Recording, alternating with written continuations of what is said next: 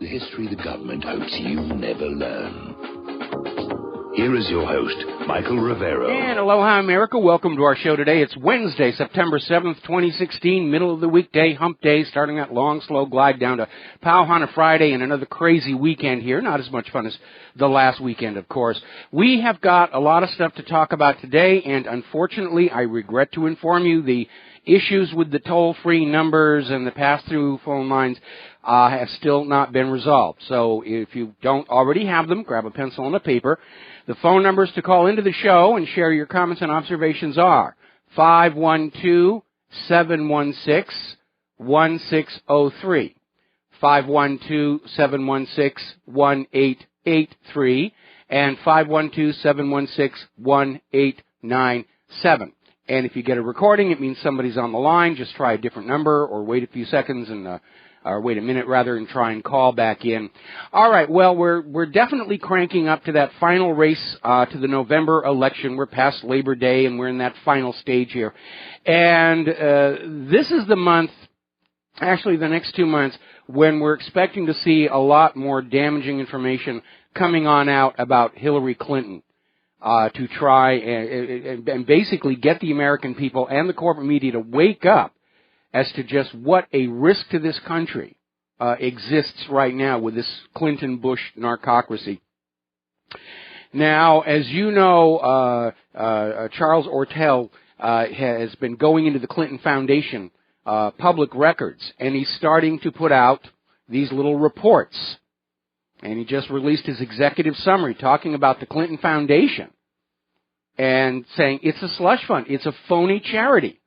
There's a video that we have on the front page of WhatReallyHappened.com from one of the volunteers who was actually in Haiti during the aftermath of the quake, and he said as far as he can tell, the Clinton Foundation was never down there. And the Clinton Foundation collected hundreds of millions of dollars supposedly for Haiti. And the Haitians never got any of that money. It just disappeared into that foundation. Now, Judge Napolitano has pointed out something from the FBI interview, and he kind of described it as the FBI tricking Hillary, which puts a negative connotation on it. But actually, it was pretty clever. The FBI basically took a document with classification markings, asked her if she recognized it. She said no. And then he said, should it be classified? And she looked over it and she said, no, I don't know why this is marked classified. There's nothing here. The problem with that being that it proves she did, in fact, know what those markings meant. So this attempt by Hillary to get off the hook by saying that she couldn't remember her briefing, she didn't remember she'd ever been taught about classified documents. She's thinking like a lawyer and doesn't realize the public perception damage she's suffering when she says, I don't remember, my brain was fried. But the FBI confirmed that she did know what those markings meant at the time. So she lied again. Ooh, big surprise. Julian Assange is out there saying that as far as he can tell from the information they have coming out of WikiLeaks, Hillary Clinton got 2,200 documents with that C in the brackets, which stands for confidential. It's like the second highest level of security classification. It's above discreet and below everything else. And so her excuse that she didn't know it stood for classification, it doesn't hold up. She's been caught lying again. And here is another revelation from the FBI report. Hillary Clinton's emails were being sent over the open internet to her server's contractor's cloud. Completely unsecure, completely outside, all of it illegal. It's just amazing that she thought she could just not pay attention to the rules here. Now, we're seeing a story, this came out of Investment Watch blog, the Department of Justice official who led the so-called independent Clinton email probe is an Obama donor. And now this is starting to put more pressure on the FBI and the Department of Justice, who have openly admitted Hillary committed felony violations of Title 18 and are still standing firm and saying, absolutely not. No reasonable prosecutor would bring charges because no reasonable prosecutor wants to wind up dead in Fort Marcy Park. Now, one of the reasons Hillary went through so much equipment, apparently she didn't like the newer BlackBerries, or she didn't want to read the manual to learn the new system. And apparently she was buying and using old BlackBerries off of eBay. These are not secure devices. And the possibility of somebody intercepting one and planting a backdoor in there, because certainly the NSA does it to other countries, Israel does it to other countries and targets. They'll intercept a computer shipment, add something to it, and then forward it along. During the first Iraq war, Iraq ordered printers from Hewlett-Packard. And before they got from Hewlett-Packard to Iraq, there was a little additional system installed inside that was used to paralyze Iraq's air defense computer network. All right, we're going to do a shout-out to our on-air affiliates who are just now rejoining our network. We're talking about Hillary Clinton's email, the latest revelations and scandals. And I just did the rejoin. Now, there is yet another congressional investigation being triggered by Hillary Clinton's emails. This one is of the State Department itself and has come out of the revelation that Hillary's staff was destroying documents that were under subpoena. They had received the order from the court to preserve certain documents, and Hillary and her staff deleted them, and now the entire State Department is going to be under investigation by Utah Representative Jason Chaffetz, chairman of the House Oversight and Government Reform Committee.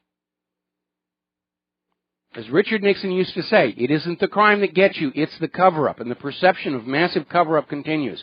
What, I wonder, are they covering up? And, of course, I'm going to continue to ask that question. Was Hillary Clinton repeating the 1996 Clinton-Chinagate scandal? Was she actually selling U.S. secrets using her weak private server to deliver the materials and her so-called charitable foundation to collect and launder the money? It's a reasonable question to ask. Nobody wants to touch it. Now, Hillary Clinton is out there saying that no decision she made at the State Department was influenced by anybody or any donations, and there's no reason for Bill Clinton not to continue on the board of the Clinton Foundation, and also Chelsea works there. I mean, she's literally coming on out and saying, you're just going to have to trust me that there's nothing corrupt going on, when the evidence is overwhelming that there's been massive corruption all along. Hillary is absolutely shameless. Shameless, shameless, shameless. Now, Donald Trump has pointed out yet another felony Hillary Clinton committed as Secretary of State. Because when you are an official in the U.S. government, there are very strict rules about gifts that you are given. Technically, they're a gift to the state, not to use personally. And when a president leaves office, all of the gifts he's given as president wind up going to the presidential library or other museums. They're not considered personal property. But apparently, while she was Secretary of State, Hillary Clinton accepted $58,000 in jewelry from the Brunei government, over and above the millions they were donating to the Clinton Foundation. Now, the Sultan of Brunei practices oppressive Sharia law, stoning citizens to death for being gay or committing adultery. And Hillary's keeping of this jewelry after she left being Secretary of State is a felony. You would think this close to the election that Hillary would say, you know, I've lived my entire life in crime and corruption, but I think maybe for the next couple of months I could toe the line and demonstrate that I'm capable of being honest and trustworthy. She can't do it. She can't be honest. She's a true sociopath. I don't think she knows when she's lying and when she's telling the truth. And I'm not the only person who's out there. There was an article over at the American Thinker, Hillary, the Joe Isuzu of American politics. Now, in order to get that reference, you have to be my age. And Joe Isuzu was a landmark advertising campaign for the car company Isuzu back in the late 1980s. Was this guy with his incredible smile, and he landed this job. His previous acting thing, he was actually in the movie Airplane, playing one of the Hare Krishnas handing out flowers in the airport. Then he landed this commercial. and he'd stand there smiling, and he'd make these completely outrageous claims about the car, and then they would subtitle it, "He's lying." No, it actually only gets 35 miles to the gallon. And it was a very successful ad campaign. It was just an absolute landmark. And Joe Isuzu became an icon of the pop culture and the advertising industry, and now we have American Thinker is out there basically saying that Hillary has become just as absurd. She's telling lies that everybody understands are lies. Nothing she says makes any more sense, but that's all she knows how to do. Now, Hillary is trying to basically deflect attention from her medical issues, her email issues, her corruption issues, the foundation issues, Libya issues, Benghazi issues, and all the rest of that. She's gone on the warpath against Donald Trump over Donald Trump's criticism of the Federal Reserve and how the low interest rates have created an artificially strong stock market at the expense of everybody else, which he's absolutely right. That's what happened. And Hillary went on to say presidents and candidates should not comment on Fed actions. And the fact that Donald Trump dares to do that shows why he should not be president. Well, I'm sorry. I understand that the Federal Reserve is a private central bank. It's not officially part of the government, but it is still, or should be, subject to American law. And the president and the candidate and ordinary citizens have every right to criticize what the Federal Reserve is doing. That right is protected by the First Amendment. And so Hillary's out there saying, you can't talk about the Federal Reserve. You can't touch the bankers. She knows who really runs the country. She's hoping they're going to give her enough money to buy the White House, and they're close to doing it. But there are some clouds gathering on the horizon. The polls that are going on out there, and they're still being rigged. They've already re-rigged the polls to put Hillary back in the lead by arbitrarily saying, we were polling way too many white people, and way too many men, and way too many Republicans. We have to be polling black Democratic women to find out how all America will vote. I mean, it's that obvious what they're doing. But there's still a lot of undecideds among the Republicans. The Democrats that are committed to Hillary, they're already committed to her. That's a firm number. There's a lot of Republicans out there still haven't decided. And they could very well be one of Donald Trump's aces in the hole. Now, Donald Trump is the favorite of the military. In a poll of active and former military members, he's leading by 19 points. We've had all of these retired military officers, generals, admirals, flag officers come on out and say that Donald Trump is clearly going to be a better commander-in-chief than Hillary, I can't remember where I left the keys to the nuclear weapons, Clinton will be. Now, there was an interesting little story that came out of the Daily Mail over in Great Britain. As you know, theft of yard signs has become epidemic. And first of all, I want to preface this by saying, if you look around, you will see a lot of signs for Donald Trump, some for the other third-party candidates, hardly any for Hillary. It's like she's so confident that election fraud is her only path to power, they're not even going through the motions of trying to put out banners and stuff. You can hardly see anything for Hillary, other than the Hillary for Prison stuff, which is a runaway bestseller over at Cafe Press and other places. But there's been a big problem with people stealing signs from private property, signs that support Donald Trump. And there was this story where apparently this guy had Trump signs stolen several times. This is reported by WRTV. And so he put the new sign back out there on a nylon line with a big elastic on it. So this woman came running up and grabbed the sign and ran in the street, and of course it snapped tight. She lost the sign and fell flat on her face, which is really good. But do you understand what's going on here? Hillary Clinton has turned the Democrats into the party of petty thieves. That's what they represent now. She's crafted a Democratic Party that's okay with stealing. She's crafted a Democratic Party that's okay with hacking computers and lying and cheating and stealing. That's the public face the Democratic Party is going to be wearing for the next 10 years. because of Hillary Clinton and Debbie Wasserman Schultz. Now, do you remember the Obama phones? This was this thing where if you vote Obama in, you will get a free phone. And there was this whole get out the vote initiative. And technically it would be illegal, but Obama found some kind of a loophole by declaring these phones to be part of some other social service program and not officially connected to his campaign, and he got away with it. Now they're trying to repeat that. There's a new ad out saying that if Hillary Clinton wins the election, black people are going to get free tablets.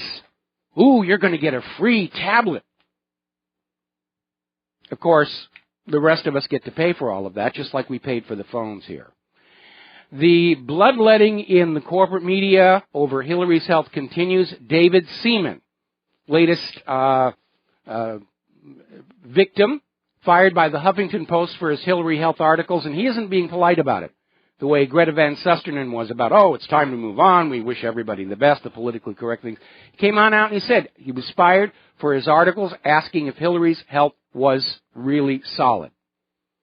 Now, as you know, there were some videos that came out yesterday of Hillary having a serious coughing fit at one of her rallies, trying to take a drink of water.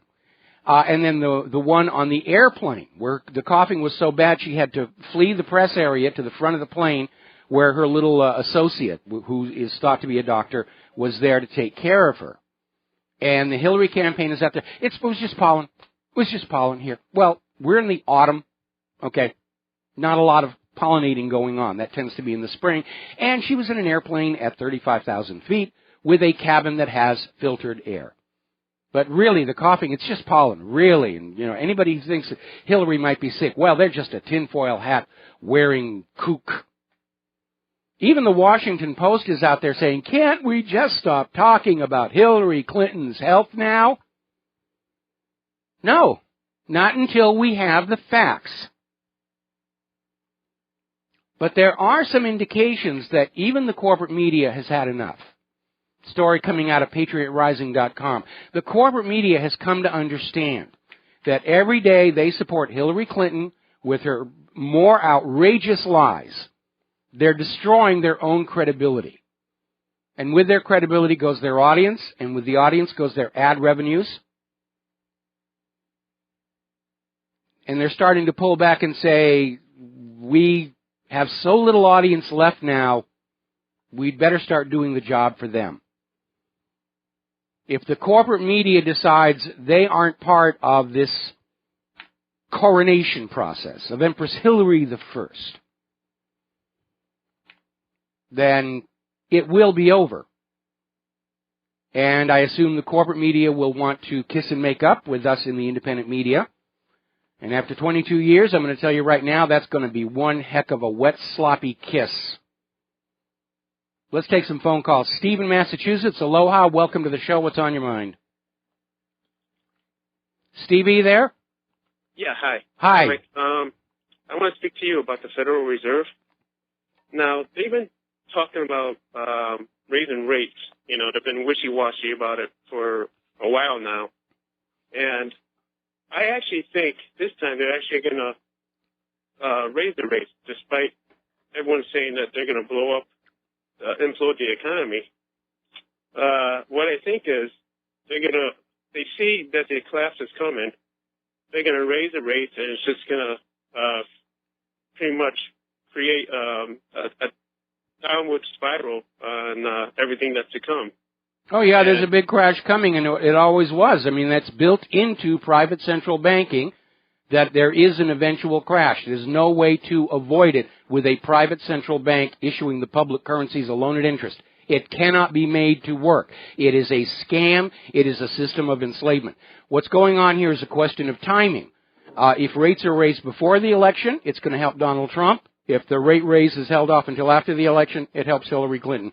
We got to take a break for commercials, and we'll be right back. Aloha, America. Welcome back to the show. We're going to take another phone call. Dean in California. Dean, aloha. Welcome to the show. What's on your mind? Hey, Mike. How's it going? I wanted to say I was really inspired by the other first-time caller, George, who called last week and talked about his awakening, and that definitely inspired me to call in today. I had two things real quick.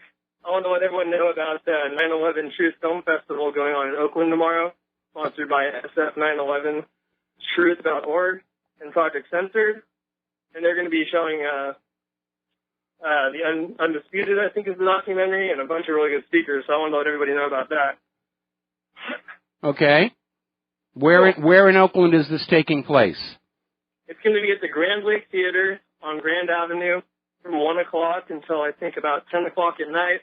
Lots of good speakers and short films, and really looking forward to it. So just wanted to let everybody know about that who's in the Bay Area.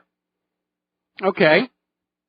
Also, I wanted to bring up the article that was on your site about the Sheldon Adelson at the UC school system. Obviously, there's lots of different points that can be made from that article, but the one thing that really struck me was about how a lot of the Black Lives Matter supporters are really sympathizing with the Palestinian free movement. Yes. Well, I thought it was interesting because I figured that you would probably comment on the Sheldon Adelson, and they're putting up signs saying that these are anti-Semitic Jew haters. Anybody who's supporting the Free Palestinian movement at these UC campuses is just a complete joke. But the fact that I could see that a lot of the Black Lives Matter people are, can relate to the segregation and a lot of the restrictions being put on the Palestinians, I thought it was really interesting. The person's been featured in the article from UCLA. He really had his head on his shoulders.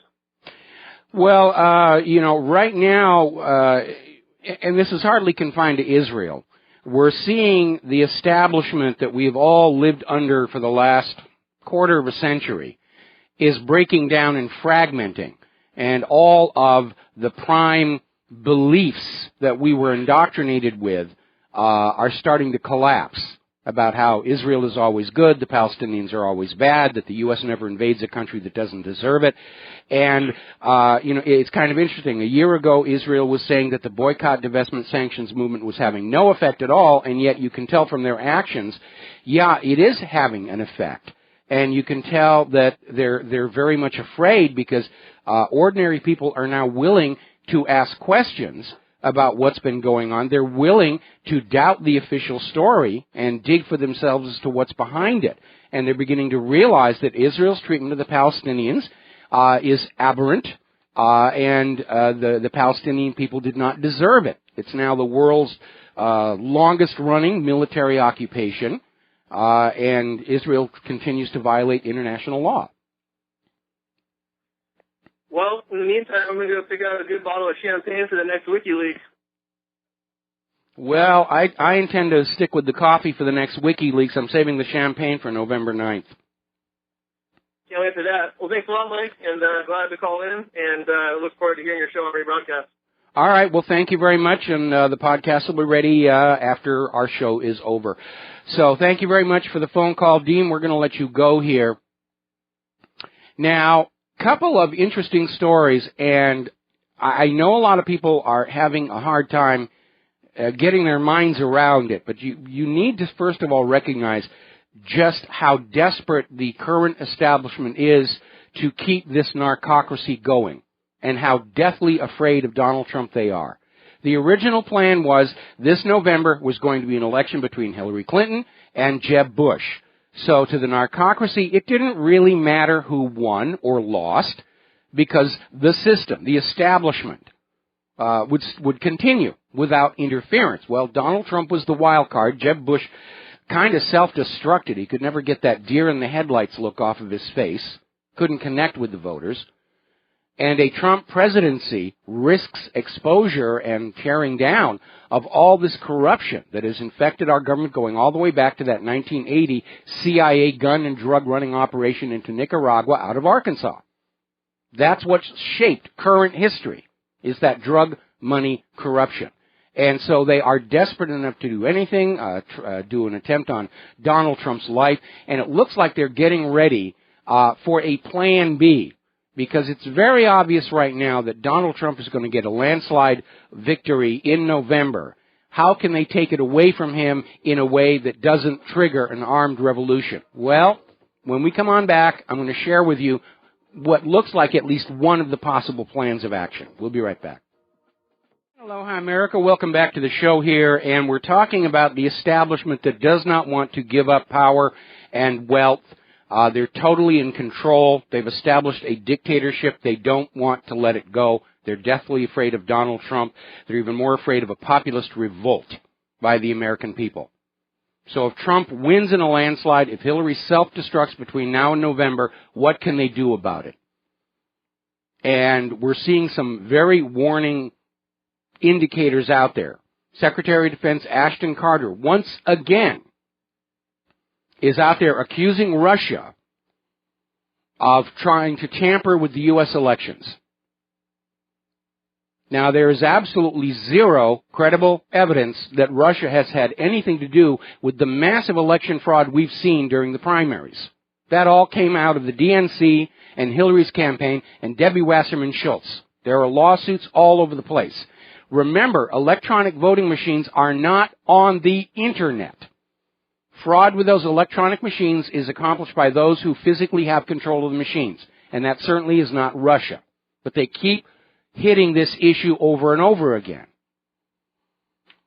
And so a lot of people are very concerned, this is over in Zero Hedge, that if Trump wins the general election, will Obama simply declare the results are nullified because Russia got in and tinkered with our election and this means war? But they do seem to be trying to create a case that Russia is the villain in the epidemic of vote fraud that we are seeing all throughout this election. And with the Department of Homeland Security stepping on in, it doesn't reassure anybody. But of course, if Trump wins and they say Russia did it, it's another slap in the face for the Department of Homeland Security because they let it happen. Now, Nancy Pelosi is out there demanding Paul Ryan ban Republicans from using any of the material in the documents leaked out by Seth Rich to WikiLeaks, because it might unfairly prejudice the voters against Hillary Clinton if they find out what she's really like. You don't want to be prejudicial, do you? You're supposed to believe the official facade, not the reality. The reality is something you people couldn't handle. But she's out there. And again, it's because Pelosi is saying, because this all comes from Russia. All of the DNC emails, they came from Russia. They can't be trusted. No, they did not come from Russia. Remember, this government has not been able to track down any of the ransomware writers or the people who are filling up our mailboxes with Viagra ads and malware and spam and the rest of it. The ransomware writers are a clear and present danger to our economy. When they infect a hospital system, lives are at risk. And this government can't find them. And then it turns around and says, trust us, we know Russia did the DNC email hack. Even though Julian Assange himself said, no, it wasn't Russia. And he implied, he stopped short of confirming, but he implied it was Seth Rich, who was then killed. So we don't know what's going on.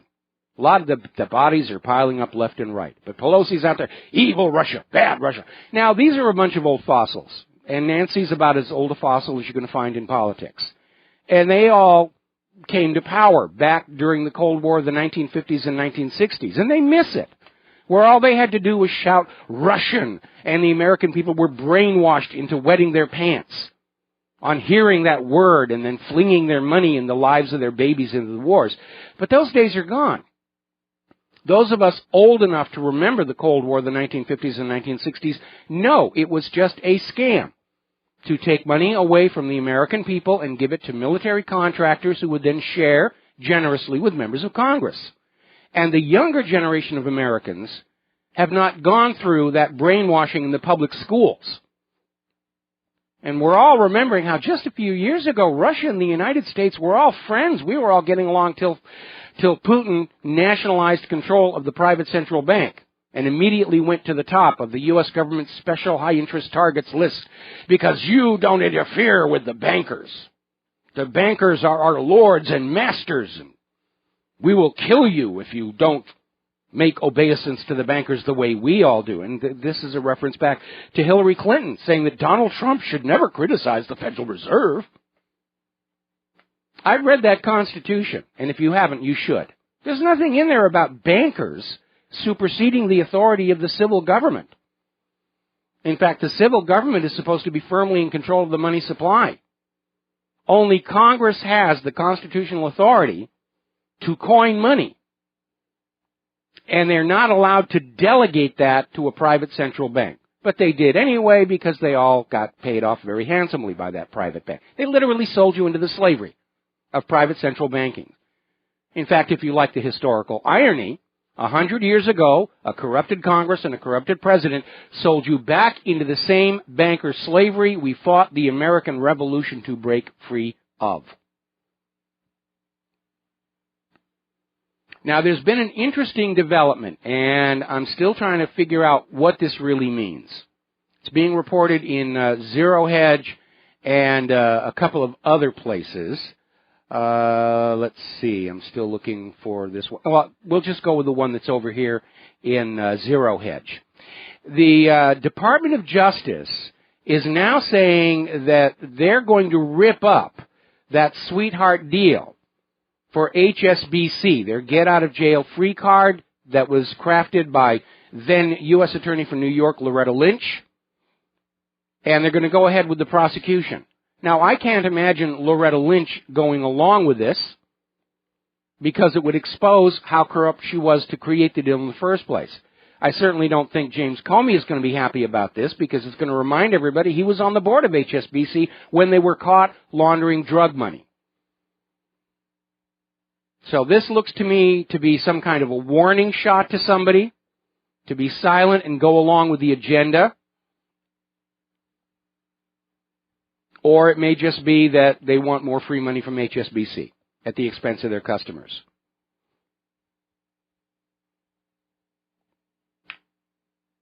If Donald Trump wins the White House and Loretta Lynch is replaced, then yes, I think that HSBC agreement ought to be voided. There's nothing in U.S. law that actually says we can stop a prosecution for a criminal charge in exchange for money. It's just not there. Lynch just did it on her own here. Now, over at Goldman Sachs, or as I like to call them, Gold in My Sacks, they literally have prohibited their workers and staff from donating to the Trump campaign. They're claiming it's because donating to Trump would damage Goldman Sachs' reputation. Of course, it's perfectly okay if you want to donate to Hillary Clinton, the most corrupt politician in U.S. history. Apparently donating to her won't harm Goldman Sachs' reputation one tiny, tiny bit. And by the way, there are laws that say your employer cannot tell you who to support in an election. It's another Title 18 violation. But our establishment is no longer concerned with the law. They're concerned with hanging on to power over you. They're concerned with hanging on to all the money in the nation. They're concerned with keeping access to your children to send them off as conquering hordes into other countries to capture their wealth. That's what's going on here. Now, Julian Assange has come on out in another interview saying that Bernie Sanders, remember when Bernie Sanders lost the nomination to Hillary Clinton and everybody was angry because they all knew he'd been robbed. And all of a sudden he turns around and he's kiss and make up with Hillary Clinton and he supports Hillary Clinton. Julian Assange has now come on out and saying that they've got information. Bernie Sanders was literally threatened not to make a fuss over the election theft or the theft of the nomination. He was threatened, his family was threatened, that if he didn't support Hillary Clinton, something bad would happen to him. And remember, there was that one photo that came out from the Democratic National Convention showing Bernie Sanders looking like he'd been hit in the face. It's just pure thuggism out there. Now, there's another article over here in Politico.com. Paperless voting could fuel rigged election claims. Yeah.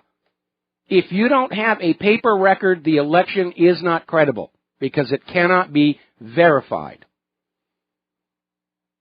Meanwhile, Barack Obama is spending another $10 million of your money to make sure brand new immigrant voters are registered, especially in those states that don't have voter ID laws, to make sure that the people voting are actually citizens. Remember, it is the law in the United States. Only citizens of this country can vote. And this campaign to tear down the voter ID laws on the claim that it's somehow racist is designed to open up the elections to massive election fraud, because that's the only way Hillary can win, and she knows it. This is the crookedest election in U.S. history. And this little system that I came up with the other day, and I did put a lot of thought into it. It's actually from the Blueprint for the New America. I didn't just come out of the sky. Here's how you have an honest election in this country. First of all, there is no rule that says you have to have the results immediately. We'll trade speed for accuracy, because accuracy is far more important. But the way you have an honest election is every single precinct, people vote on paper ballots. There are voter ID laws to make sure that the person casting that vote is supposed to cast that vote and has only voted one time. I like that idea in other countries where they spray your fingers with this dye that takes a week or two to fade. That's a really good way to prevent multiple voting. I think we should adopt it here. But at the end of the voting day, the ballot boxes are opened in full view of all the voters who wanted to stick around and all the representatives of the various candidates and other interested parties. And the votes are counted by hand. And the result for that precinct is then posted on the front of the door. Everybody knows it's accurate because they were there for the counting. And then in the newspapers, all the totals from all the precincts are posted in a little spreadsheet that says, okay, these are the totals for the county, these are the total for the state. And the national media then takes the state totals and they put them all together to get the final result. And here's the beauty. It allows every single voter in America to track that precinct total all the way through the system. It literally gives us 200 million election auditors who can guarantee that election is absolutely honest and accurate. I can't think of a better system, a simpler system. And it makes sense, which is why under our current regime it'll never be allowed. Our election system is designed to be opaque.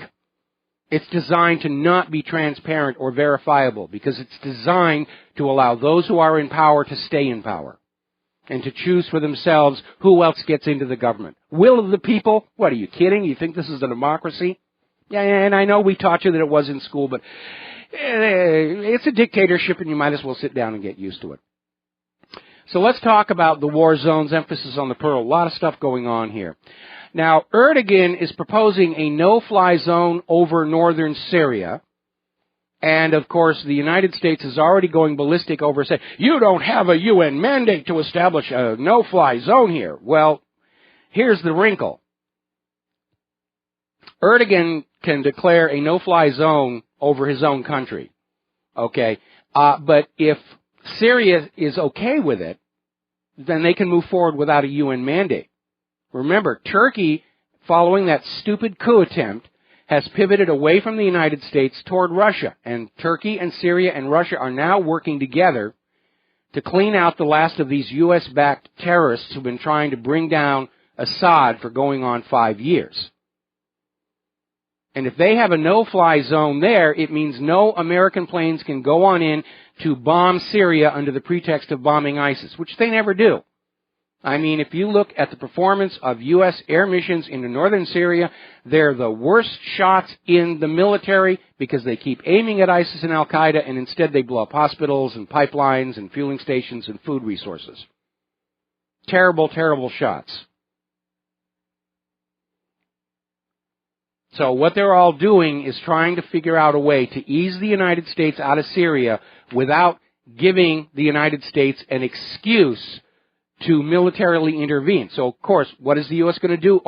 Assad is using chlorine bombs on civilians. He's got nuclear weapons. He's got chemicals and sarin gas. They're already out there pushing this idea that Bashar al-Assad is using chemical weapons on his own population. Where does all this information come from? The Syrian Observatory for Human Rights, the go-to source for any propaganda against Syria. Where is the Syrian Observatory for Human Rights? Well, I'll tell you one thing. It's not in Syria. It's in Coventry, Great Britain. It's a 2-bedroom house and a 1-man operation. And when he's not there making laundered propaganda for the corporate media to lap up, he sells T-shirts. He's a fraud. He's a propaganda laundry, just like Site Intelligence. Now, I love this story that came out of the Express.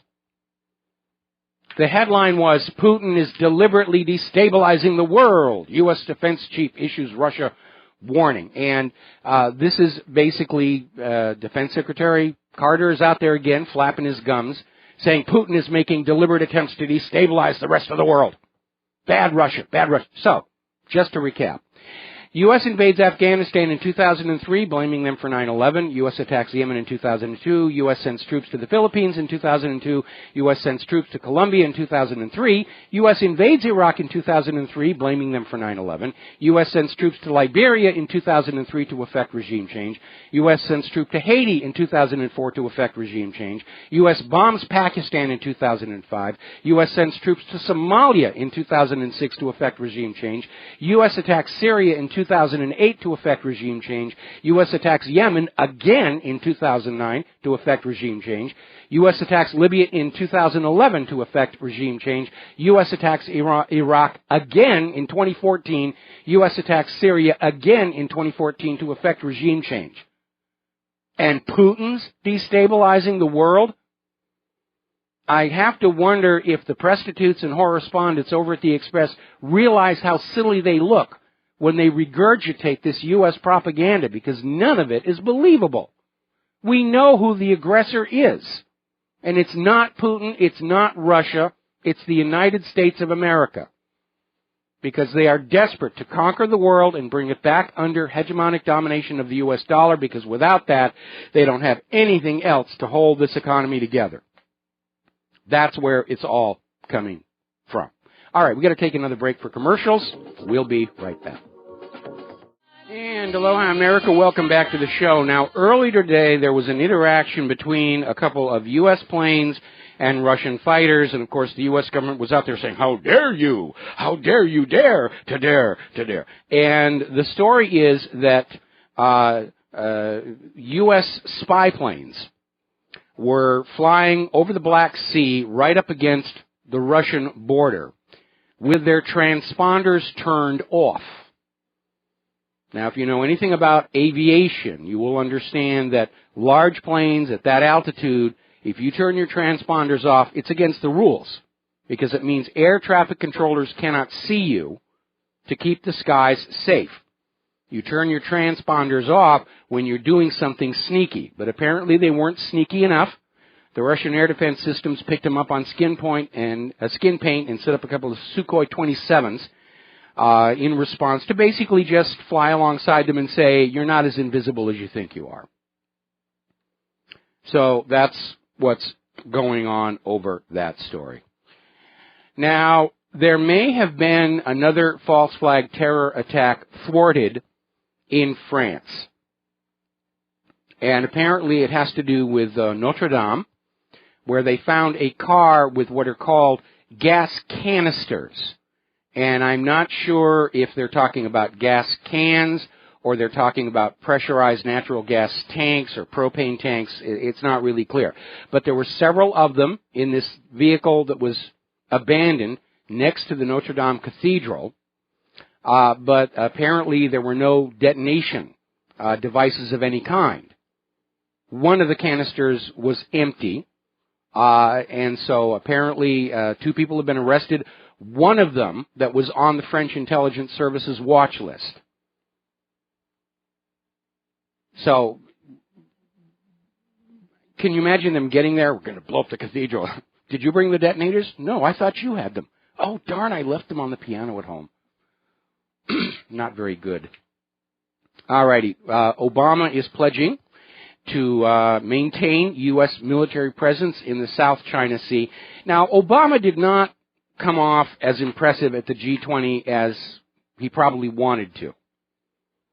And I think this G20 has actually signaled the beginning of the decline of the United States as a power in the region, because everybody was just everybody was just, they were fawning over Vladimir Putin. They were not really being very nice to Barack Obama with that snubbing and everything. So it didn't come out good. But Obama is still out there saying we're going to keep our presence in the South China Sea. And I want to point something out. We're not talking the Gulf of Mexico. We're not talking Baja. We're not talking the Eastern Seaboard. We're talking about being on the other side of the planet in other people's territory that Obama is doing right now. Okay, we got to take a break for our top of the hour station identification, and we'll be right back with hour number 2. And aloha, America. Welcome back to our show, hour number 2. And once again, I abase myself and beg forgiveness. Our toll-free line is not working yet, and they're looking at a whole new solution. They've given up on Vonage. They just can't get their act together over there. But the lines to call into the show, again, are 512-716-1603, 512-716-1883, 512-716-1897, and they are displayed on the main page of What Really Happened for the duration of this technological kerfuffle, as it were. Now, a very alarming article that came out of antiwar.com. And apparently, for some reason, there's this big stink going on in the upper levels of the U.S. government over what's called the first use policy for nuclear weapons. Now, since the end of World War II, every nation with nuclear weapons has taken the position they will not be the first to use them because, in theory, the doctrine of nuclear weapons is as a deterrent. We're not going to use them first, but we know that there have been several people within the U.S. military's higher levels who are saying that's an obsolete concept, that given the realities of the U.S. conventional war-fighting capabilities, first strikes with nukes might be the best option. And apparently Obama is refusing to promise not to use nuclear weapons in a first strike. And this makes the hairs go up on the back of my neck, because Obama only has 4 months left in office. Why is this even being discussed right now?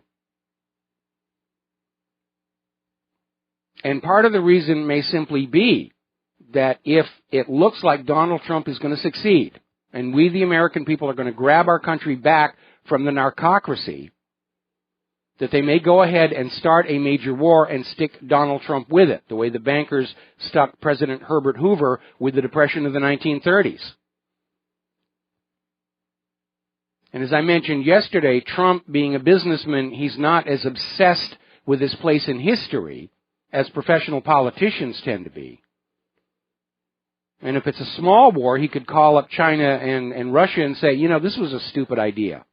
Let's just call it off. And Putin would agree immediately. China would take a little more massaging and apologies and an act of contrition, but it still could be done. But if they start a full-on major war, including the use of nuclear weapons, then we're over the cliff. And I find it very alarming that the U.S. is not only talking about first-strike nuclear weapons, abandoning the no-first-use policy, but they're doing it while Obama only has 4 months left in office. That's a little troubling. All right, so let's talk about 9/11. As you're probably already aware, on Sunday is the 15th anniversary of 9/11, the event which launched the century of endless war on the rest of the world. And if you go back to this group called the Project for the New American Century, and they're still around, they've changed names and rebranded to the Project for whatever they're calling themselves this week. And there was a policy paper, Rebuilding America's Defenses, and it said right in there that absent a new Pearl Harbor, it's going to take a very long time to bring this new militancy by the U.S. around, that the public won't go along with it. And by golly, just when they needed it to serve their agenda, we had the new Pearl Harbor, 9/11. Now, I want to back up and talk about the original Pearl Harbor, which is right out this window over here. And it is very stirring because of all the tales that we were told growing up to actually visit the Arizona. And and the Mighty Mo. If you get out here to Hawaii, I do recommend that you do the Pearl Harbor tour. Even if you know that most of what you're being told is propaganda, it's still very impressive to actually be there. But we know that governments use lies and deceptions to get us into these big wars. We know that the Lusitania was in fact carrying weapons of war. They were smuggling into Britain, which made the Lusitania, even though a passenger liner, a legitimate target of war. The German government actually took out ads in the newspapers in New York warning people not to sail on the Lusitania because the German Navy was going to try and sink it because it was known to be carrying weapons to Britain. And by the way, when this was all going down, the official U.S. policy was it was still neutral in the Great War. So the Lusitania set sail. It was sent into an area off the British Isles. They knew was loaded with German U-boats. It had no escorts whatsoever. Was not traveling at top speed, and of course it was sunk. Oh, those dastardly Germans, they killed an innocent passenger liner and all those innocent people. And that was the official story. And that's what angered the American people into supporting the Great War, which was back when we were too dumb to realize that we needed to be numbering them. All right, we're going to do a shout-out to our on-air affiliates who are rejoining our network here right now. And we're talking about how wars get started. And we're drawing the parallels between World War I, World War II, and the hoax that put us on the path to World War III, which was 9/11. So the Lusitania was sunk. The official story was innocent passengers on an ordinary passenger ship. The American people were angered into supporting the U.S. entry into World War I. And a lot of people died. But it was a lie. It was a hoax. It was completely false. Now, in World War II, obviously, America wanted to stay out of it. If you look at how short the interval was between World War I and World War II, people in World War II remembered the First World War. They didn't want another one. And then there was the sneak surprise attack on Pearl Harbor that angered the American people into supporting Roosevelt's pressure on Congress to declare war against Japan, which automatically by default, because of the Axis Agreement, brought us into war against Nazi Germany, who was the real target. Now, since then, it has come on out, first of all, that Franklin Roosevelt spent most of 1941 provoking Japan, and he was following a plan crafted by Office of Naval Intelligence Lieutenant Commander Arthur H. McCollum, who had spent part of his youth in Japan. He understood the Asian-Japanese sensibilities, and so he came up with an 8-step program. Now, these steps to Americans wouldn't look all like that much of a deal, but they were engineered to be perceived by the Japanese as horrible insults. And Roosevelt spent 1941 carrying out all 8 of these steps, and after the 8th one, the Japanese attacked at Pearl Harbor. And it wasn't a surprise. You've seen in all the movies the stories about, oh, the Japanese fleet, they maintained radio silence. Actually, no, they did no such thing.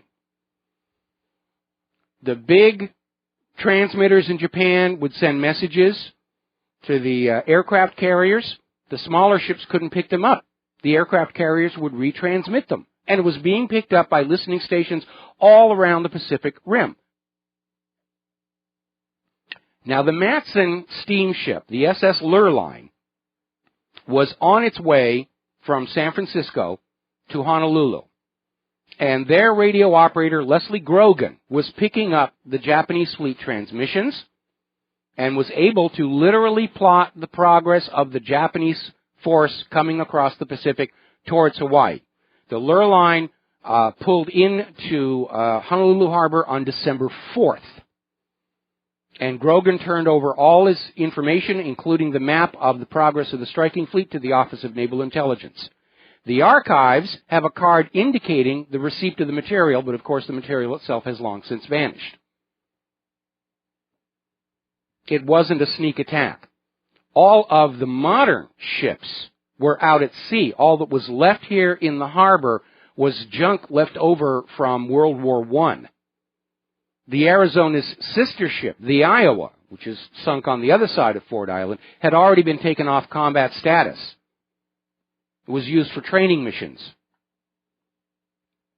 And the U.S., actually, when you think about it, only lost 3 ships in the attack on Pearl Harbor. Everything else was refloated.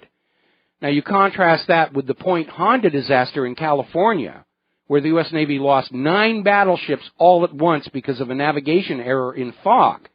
And you'll realize that the loss at Pearl Harbor wasn't all that great, but it was enough for Roosevelt to get up there and talk about those dastardly Japanese and get World War II going. So that brings us up to the present day and 9/11 and indications that it, too, is a war-starting hoax. And today I put an additional 3 articles about this on WhatReallyHappened.com, which became immediate targets for the DOS attacks. And one of them, I think, is one of the strongest arguments for what's going on. It has to do with the behavior of President George W. Bush, who was down there at the Booker Elementary School in Sarasota, Florida. And he's reading about pet goats. And Andy Card walks on in, it's on video, whispers in Bush's ear, and according to George W. Bush himself, that was the report of the second plane hitting the second building. Everybody at that point knows there's some kind of a terror attack going on.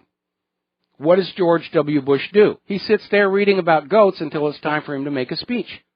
That was it.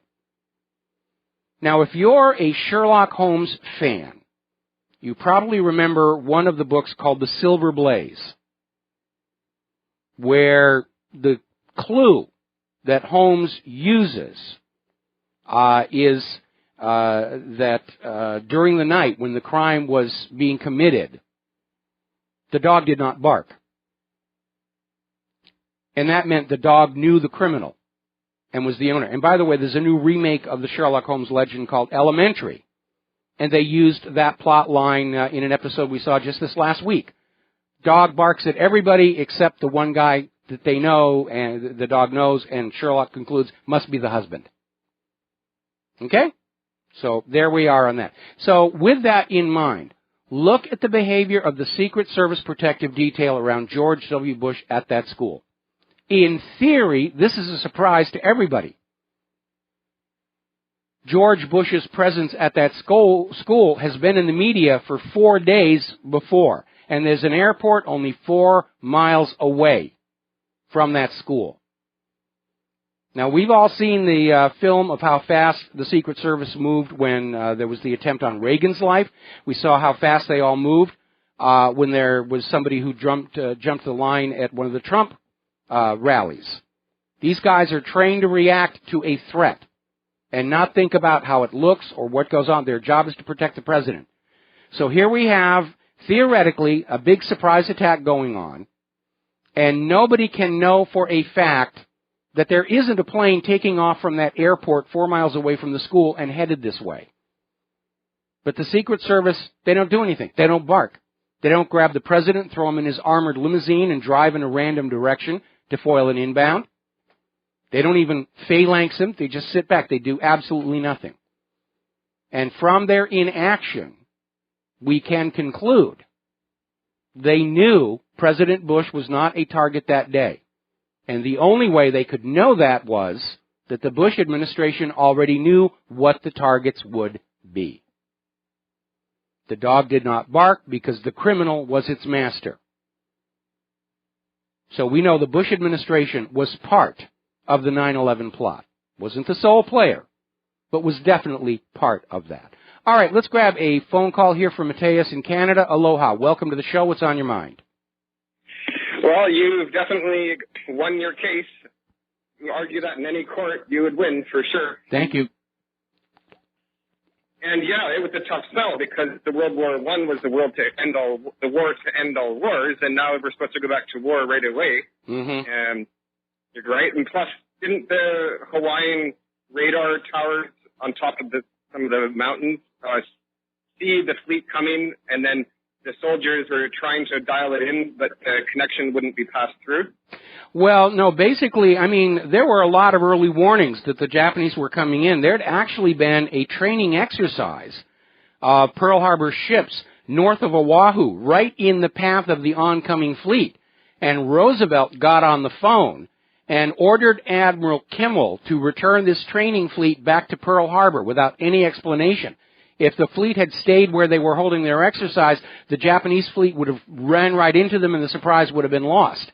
And so Roosevelt ordered this task force back to the harbor without explanation. You had the USS Ward that sank one of the Japanese mini-subs something like an hour before the attack began. And everybody said, oh, the Ward was just making it up. They were making it up. And finally, oceanographic students from over here at the University of Hawaii, they found that sub. The Japanese mini-sub that the USS Ward sank is still out there and visible outside Honolulu Harbor. And as far as the radar was concerned, the huge return that it was showing from the attacking aircraft was dismissed as a coincidental flight of B-19s coming in to Pearl Harbor.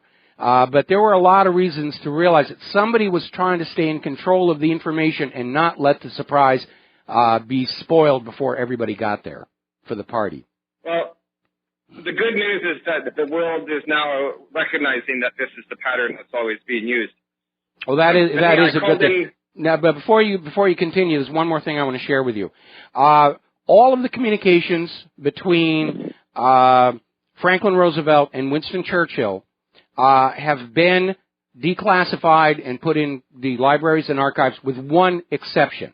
And that's a message from Winston Churchill to Roosevelt on November 26th, which is the day after the Japanese striking fleet's orders from Admiral Yamamoto were intercepted here on Oahu at a place called Station H and decoded at Station Hypo at Pearl Harbor and sent on to Roosevelt without informing General Short or Admiral Kimmel. They were set up to be the patsies in this whole thing.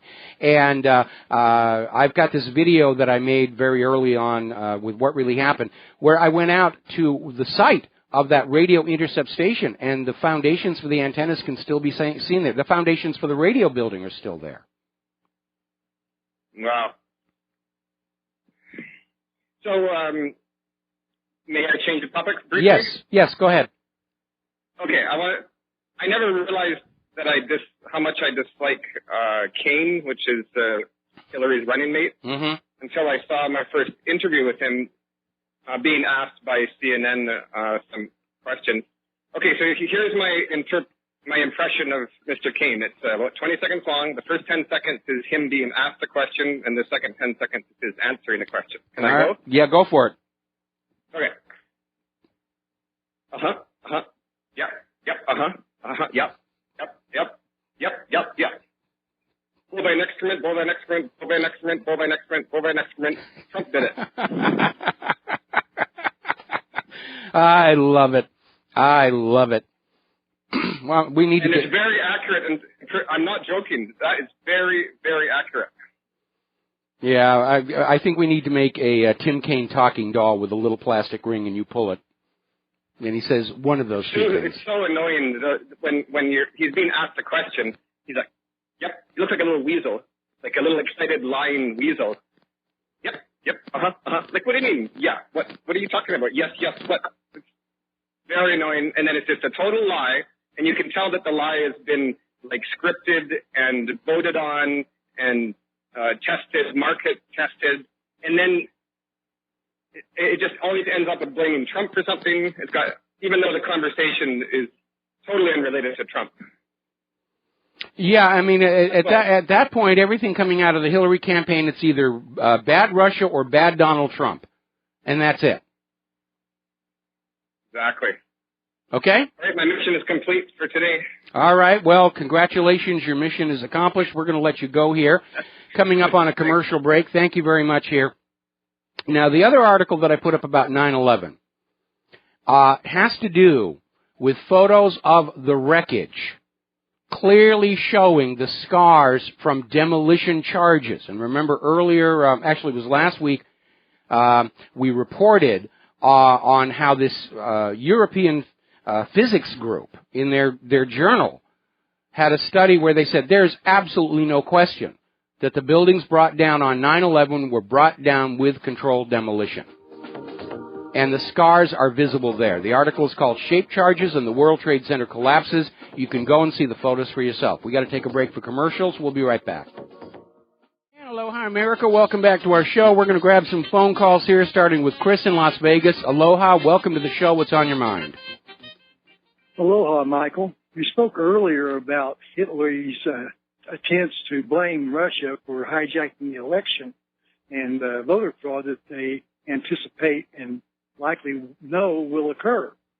I would point out that several years ago, before this first so-called election of Obama, George Soros groups, whether it was Move On or Occupy, I don't remember which group, but SEIU was set up, and they set up a training school to train up voting machine maintenance and repair facilities so that they could qualify individuals to move about the country, occupy, infiltrate, and to basically hijack and take over the voting machine maintenance, distribution, service, delivery, and pickup, and any service in the field and investigations to purported anomalies that may occur. This gives them the proprietary secret access that would give them the ability to implant microprocessor chips or sleeper chips or communications that can be switched on or off locally or remotely or by satellite or telephone or other infrared devices to be able to actuate and deactuate the sleeper program. And well, I think Occam's razor has to apply here. What's simplest is probably going to be what's going on. And if you've seen the movie Hacking Democracy, especially that part at the end, you know that these... okay, we just have lost our connection with Republic Broadcasting. So, okay, we're back. All right. Are we live? Yeah, you're on. Seems like we are. Oh, okay, yeah. And boy, isn't it wonderful living in a fascist economic dictatorship where nothing works at all? All right, but again, Occam's razor applies here, and you don't need really complicated stuff. The documentary Hacking Democracy shows if you just have access to those memory cards, that's all it takes, and you can shift the election any way you want to go. And you don't need to go on in there and insert new software because the software that came with the machine is already set up to allow the elections to be changed. That was something else Bev Harris determined when she got hold of the GEMS system from Diebold, and they were dumb enough to put it out on an FTP server with no protection. And she discovered 12 different ways this software was set up to allow people to go on in and change the results of elections and leave no trace whatsoever. And that's all it takes. We have to get rid of those machines. We're never going to have honest elections in this country again while our votes are being tabulated on computers that we cannot peer inside of. This whole idea, yeah, paper ballots, and again, this little system I've come up with about how to keep a tally going all the way up, and your privacy as a voter is protected, but the integrity of the vote itself is preserved. And the system we have right now, where we all go in and push a button, and then the next day the corporate media tells us who our rulers are going to be, that's complete, utter nonsense. That's the sign of dictatorship. I totally concur with you, Michael. I certainly support getting rid of electronic tabulated votes and anything that's not tabulated on site, or at least at a centralized local collection point with neutral independent overseers from both parties to assure the authenticity of the count of the election, and that only qualified vetted electors are able to participate, not foreigners who have no vetting or qualification or obligation to America's interests. Well, my system for honest elections doesn't even have central tabulation centers. If you go back to the Battle of Athens, Tennessee, it was this idea that the votes were not going to be counted in front of the voters that triggered that armed rebellion. Indeed. Thank you so very much, Michael. All right, thank you very much here. We've got another caller waiting, but we're coming up on a commercial break, so I'm going to ask the caller to be very, very patient. Meanwhile, we've been talking about the U.S. littoral combat ships, and you want to talk about timing. This was just after Obama is thumping his chest about America's naval power. The top U.S. Navy admiral is saying we're invincible. All of the U.S. Navy's littoral combat ships have been ordered back to port and dry dock until they can figure out why they keep breaking down. We'll be right back. Aloha, America. Welcome back to the show. In Aloha, Finland, I've just been gently chastised by somebody for failing to recall that I actually have a global audience on this show, but like Donald Trump, I'm going to put America first. But hello, Finland, anyway, and I'm glad everything is fine up there. All right, let's go back and grab some more phone calls. The lines are filling up. Ed in Michigan, aloha, welcome to the show. What's on your mind? Hi, Mike. How's it going? Pretty good. I'm fighting a cold today, but other than that, I'm fine. I wondered what it meant when you do a shout-out to your affiliates. What does that... Well, basically what that means is the affiliates have their own show clocks, and they're doing a news insert and commercials that runs up till about 6 after. The RBN clock, as you know, starts at the top of the hour. So the affiliates like it when we recognize that they're out there and listening to our program. And so we'll do that little shout-out to let them know that we appreciate the fact that they are affiliates. Okay. One thing when we were talking about the Fukushima accident, and I mentioned the fact that the seismology readings all over Japan didn't match the fact that there was supposedly a 9.0, 180 miles offshore.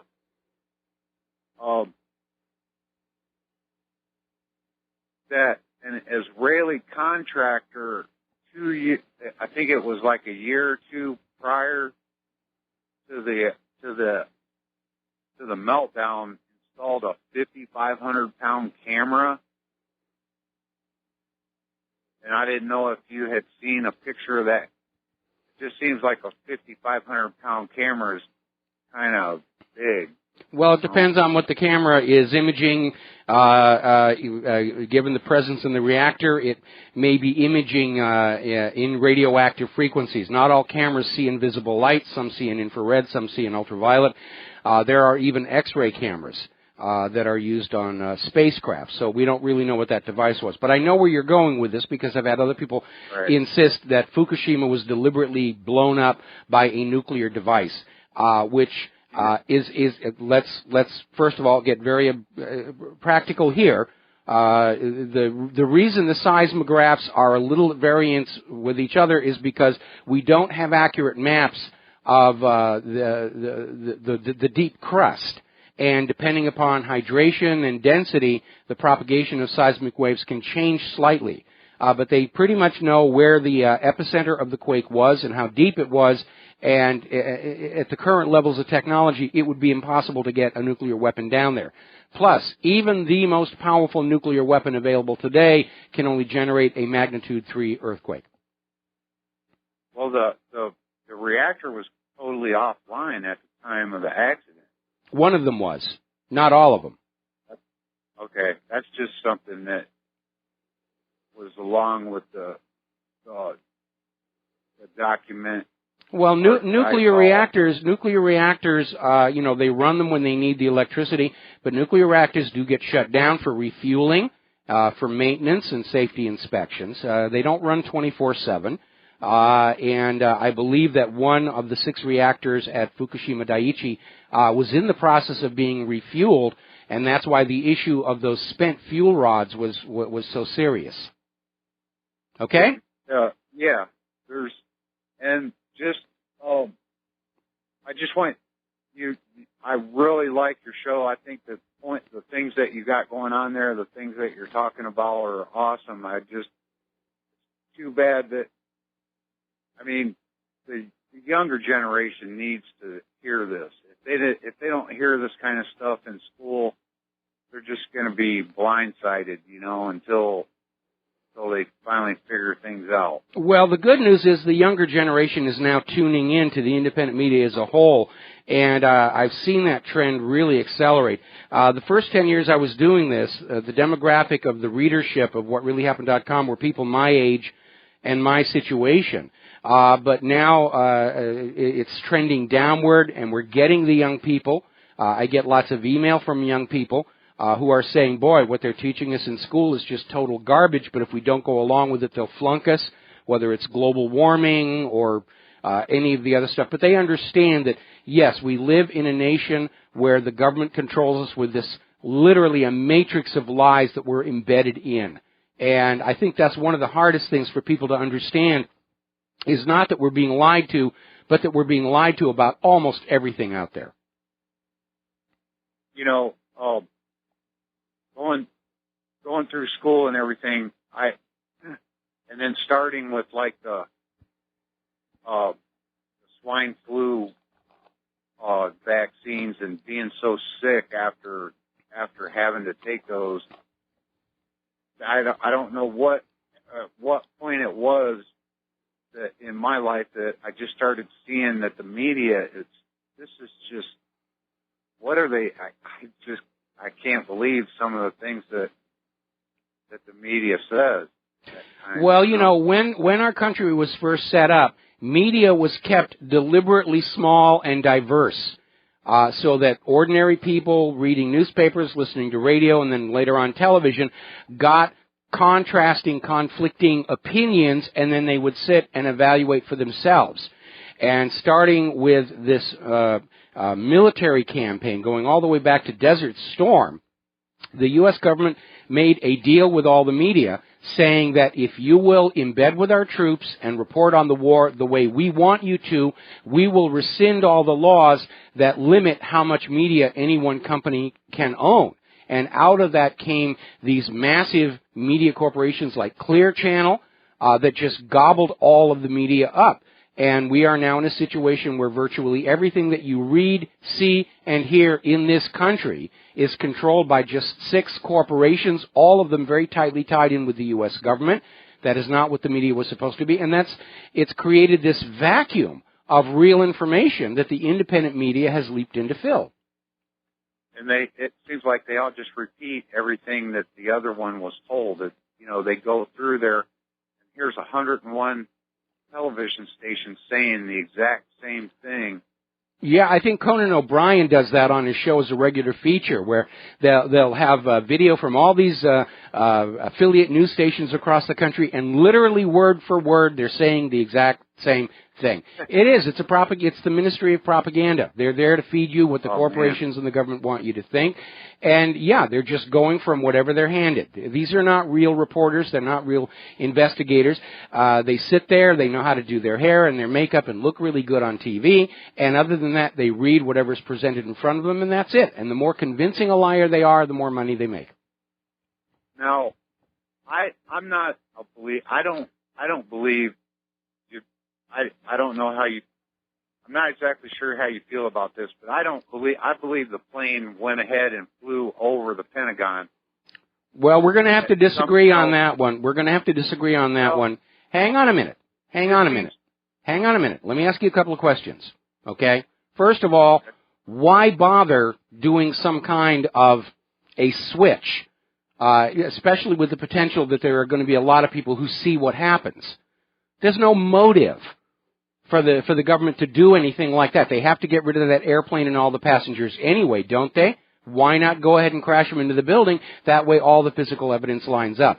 And the second thing, as far as you're flying over the Pentagon issue, hundreds of people saw that plane flying toward the Pentagon, okay? There should be equally hundreds who saw it flying away. None did. So we're going to let you go. We're going to let. Thank you for the phone call. We're going to let you go because we got a bunch of other callers waiting online who would like to work in the real world. And we're going to start with Obi in Colorado. Aloha. Welcome to the show. What's on your mind? Hey, Michael. I want to talk briefly about the History Channel is running a commercial, and it shows George Bush Jr., and he makes a comment. He said, all I cared about when 9/11 happened was the safety of the little girl that I was reading to. And that makes me want to row. Yeah, I'm sorry, George. It's wonderful, romantic, political thing, but your job was to worry about all 300 million Americans. And again, by staying in that classroom with the students and teachers, George Bush technically made them all targets. That if he really cared about the safety of those kids he was with, he would have left immediately at that point, and the Secret Service would have driven him away. So the whole thing was a hoax. And absolutely. Yeah. And we all know it was a hoax, and we all know that the government is trying to keep the confusion going with all this nonsense about no plane at the Pentagon and the rest of that stuff. But, we can look at the large view and understand this was a gigantic war-starting hoax. We can all agree on that. We can all agree on the fact that the government and the corporate media are lying to us. Let's stop being lured into arguing over trivialities and decide, what are we going to do about this? Do we want the next generation of Americans to grow up under a government and corporate media that uses them and exploits them through lies, fraud, and deception? That's the decision we all have to make. And I have one more comment. Okay. I've read and studied a lot of things, and I think that George Soros is a puppet of the Rothschilds. I don't know. I don't know that he's a puppet, but I think he's definitely he's definitely in with that same group. Well, he's a billionaire, but they're trillionaires. Yes. So that kind of tells you what the pecking order is. Okay. And that's my opinion, and you can disagree if you wish. The other thing is, I certainly hope that the younger generation, I live in a little town called Pagosa Springs in Colorado. Mm-hmm. You can go to a gas station here, and guys that work at the gas station are on their computers watching alternative news. And it happens everywhere in this little town, and there's only like 5,000 people in this little town. Well, going from our server statistics here, our audience is definitely growing. There's no question about that. And the fact that Hillary's people are trying to hack our server all the time and shout us down tells us we're doing a good job. You know the old saying, if you're catching flack, you're over the target. And this constant battle between the Democrats, the party of the cheats now, basically tells us we're having an impact, that they're concerned about what we're doing. So that just encourages us to go a little bit further. Can I make one last point? Real quick, because we got another caller waiting. Oh, God, it went right out of my head. I'll have to call you back another time with it. I'm sorry. All right. I remember right quick. Okay. I'm listening to you guys over CenturyLink, and my nickname for them is Censored Link. Because, like, every day when I'm listening to you, when you start talking about Hillary or when John's talking about stuff, I lose you on the Internet. I would not be surprised. I've gotten a lot of emails from a lot of people saying that even when they're listening over the air on AM, that when my show comes on, there's a howling and whining sound. There could be somebody there with a beat RF generator. When you look at the desperation of Hillary's people, there is nothing they will not do to force Hillary Clinton on us. And we already know there's murder out there, blackmail, whatever it takes. From their point of view, the only sin is losing. Absolutely. Well, have a good day, Michael. I'll let you go. All right, thank you very much. We're going to switch over here to Frank in North Carolina. Frank, thank you very much for being so patient and waiting through these other calls. What's on your mind? Mike, I originally called in to talk about 9/11 and get your take on all the different professions and people and positions and fields that would have to, because of their knowledge and experience, know that certain aspects from their perspective of the official 9/11 narrative don't fit, have to be a lie.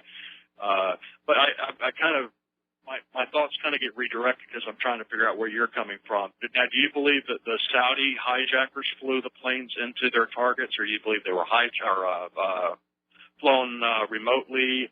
They were taken over, or what? Well, we do know that some of the named hijackers were still alive after 9/11. Right. The head of the FBI even came on out and said that the identities of the hijackers were all based on documents which were very, very good forgeries, so they really don't know what was going on. There was one eyewitness to the plane at the Pentagon who was close enough to where he said he could see what looked like the flight crew was struggling with their controls with the airplane. And this gets back to a gentleman named Dov Zakheim, who happens to be a rabbi, but he was also comptroller of the Pentagon. During the period where trillions of dollars went missing, remember, the day before 9/11, Donald Rumsfeld had to get up there and admit that the Pentagon had misplaced $3 trillion, with a T, of your dollars. It should have been the financial scandal of the year, but 24 hours later 9/11 happened and the media had something else to be dealing with. Now, Dov Zakheim, before he was appointed to be comptroller of the Pentagon, he ran a company that made remote control flight systems. So Well, yeah, you know. And a lot of people hang on, Frank, give me a second, because I had something else to share with you. We know that Flight 93, the official story about the heroic passengers deliberately crashing the plane, if they had control of the airplane, they wouldn't have crashed it. They would have given it back to the pilot.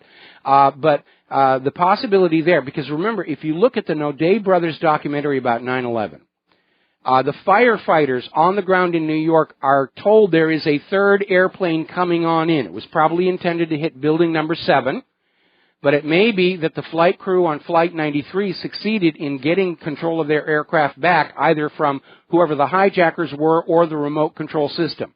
And at that point, there were witnesses on the ground who said it was shot down by a U.S. military plane, and the wreckage from Flight 93 was scattered over 8 miles of countryside, which is not something that happens when a plane just crashes into the ground. The wreckage is collected. So I think it was shot down, and they still had to bring down building number 7 because it was already wired with explosives. And that's why we had this building 7 coming down into its own footprint with no apparent reason for it to do so. And it was such an oddity. The official original 9/11 report didn't even mention building 7. Anybody going from the official story thought there were only 2 buildings that collapsed that day. So I think this was a joint operation between the United States and Israel in order to launch that century of warfare on the rest of the world, advocated by the Project for the New American Century. Okay? Yeah, I agree. Yeah, I'm familiar with everything that you just said, and I appreciate you covering that for the new people listening in. But, I mean, you just think of all the people... Okay, we got to take a break for commercials. We got to take a break for commercials. Hang on, I'll come back to you. Hi, America. Welcome back to the show, and we're going to go back to Frank here, and you had something else you wanted to add to the discussion. Yeah, well, just all the different people that have to, because of their experience and their professions and their knowledge and their inside knowledge, and just the people that they know and the networking and the talking that goes on between individuals of certain groups that, certain professions and whatnot, like airline pilots and people like that, and police officers. I mean, I was in communication. It was probably around 2006, 2007 with a woman on MySpace that claimed to be a police officer on 9/11. She was on duty, and she said over their radios they could hear that other police officers were finding and rounding up these people that had remote control detonators. And I said, well, did you ever tell anyone? And she said, well, no. And I said, were you guys ordered not to talk about that, not to report that or talk about it to the media? She said, no, you just know as a cop, you don't talk unless you're, given an authorization to talk about something. You don't talk about it. Mm-hmm. But there just have to be a lot of people. You were talking about the Secret Service earlier, and, they have to know. I hear these esteemed guests coming on, like Alex Jones. Oh, this guy was Secret Service, and he's out to get Obama, or he's out to expose Hillary Clinton. But all these guys have to know that 9/11 under Bush was a lie. Well, there's a difference between suspecting it was a lie and actually having the hard information that proves it, and having that hard information that can prove any government deception or crime. You can wind up like John Ash, with your throat crushed from a barbell. And so I think over the last 30 years, this climate of terror, even within the government itself, has a lot of people staying silent about what they know. They don't want to lose their jobs. People in the government are paid 30 to 50% more for the same work as people in the private sector, and that's assuming that they even work. And we've seen all these scandals where during the Deepwater, or leading up to the Deepwater Horizon disaster, the people at the Minerals Management Service were just sitting in their offices looking at online porn. Same thing with the Securities and Exchange Commission during Bernie Madoff. They got a sweet deal. They're not going to do anything that brings it down. We have more people working in government than working in manufacturing, and all of those people represent a support base for everything the government wants to do. And they don't have to be an asset for CIA. They don't have to be a synonym for Mossad.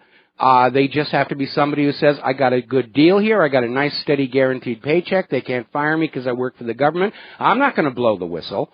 The people who are blowing the whistle are ones who have been wounded to a degree where they're saying, I can't go along with this anymore.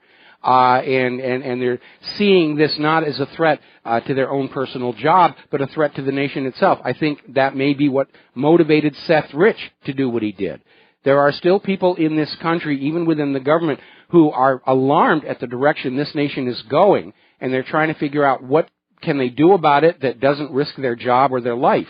And that's a very, very real concern. Over the years, I've gotten tons of leads and information from people that I literally cannot use, because to do so would cause harm to the source here. And if there's one point of pride I have from my entire career as a truth activist, I've never burned anybody.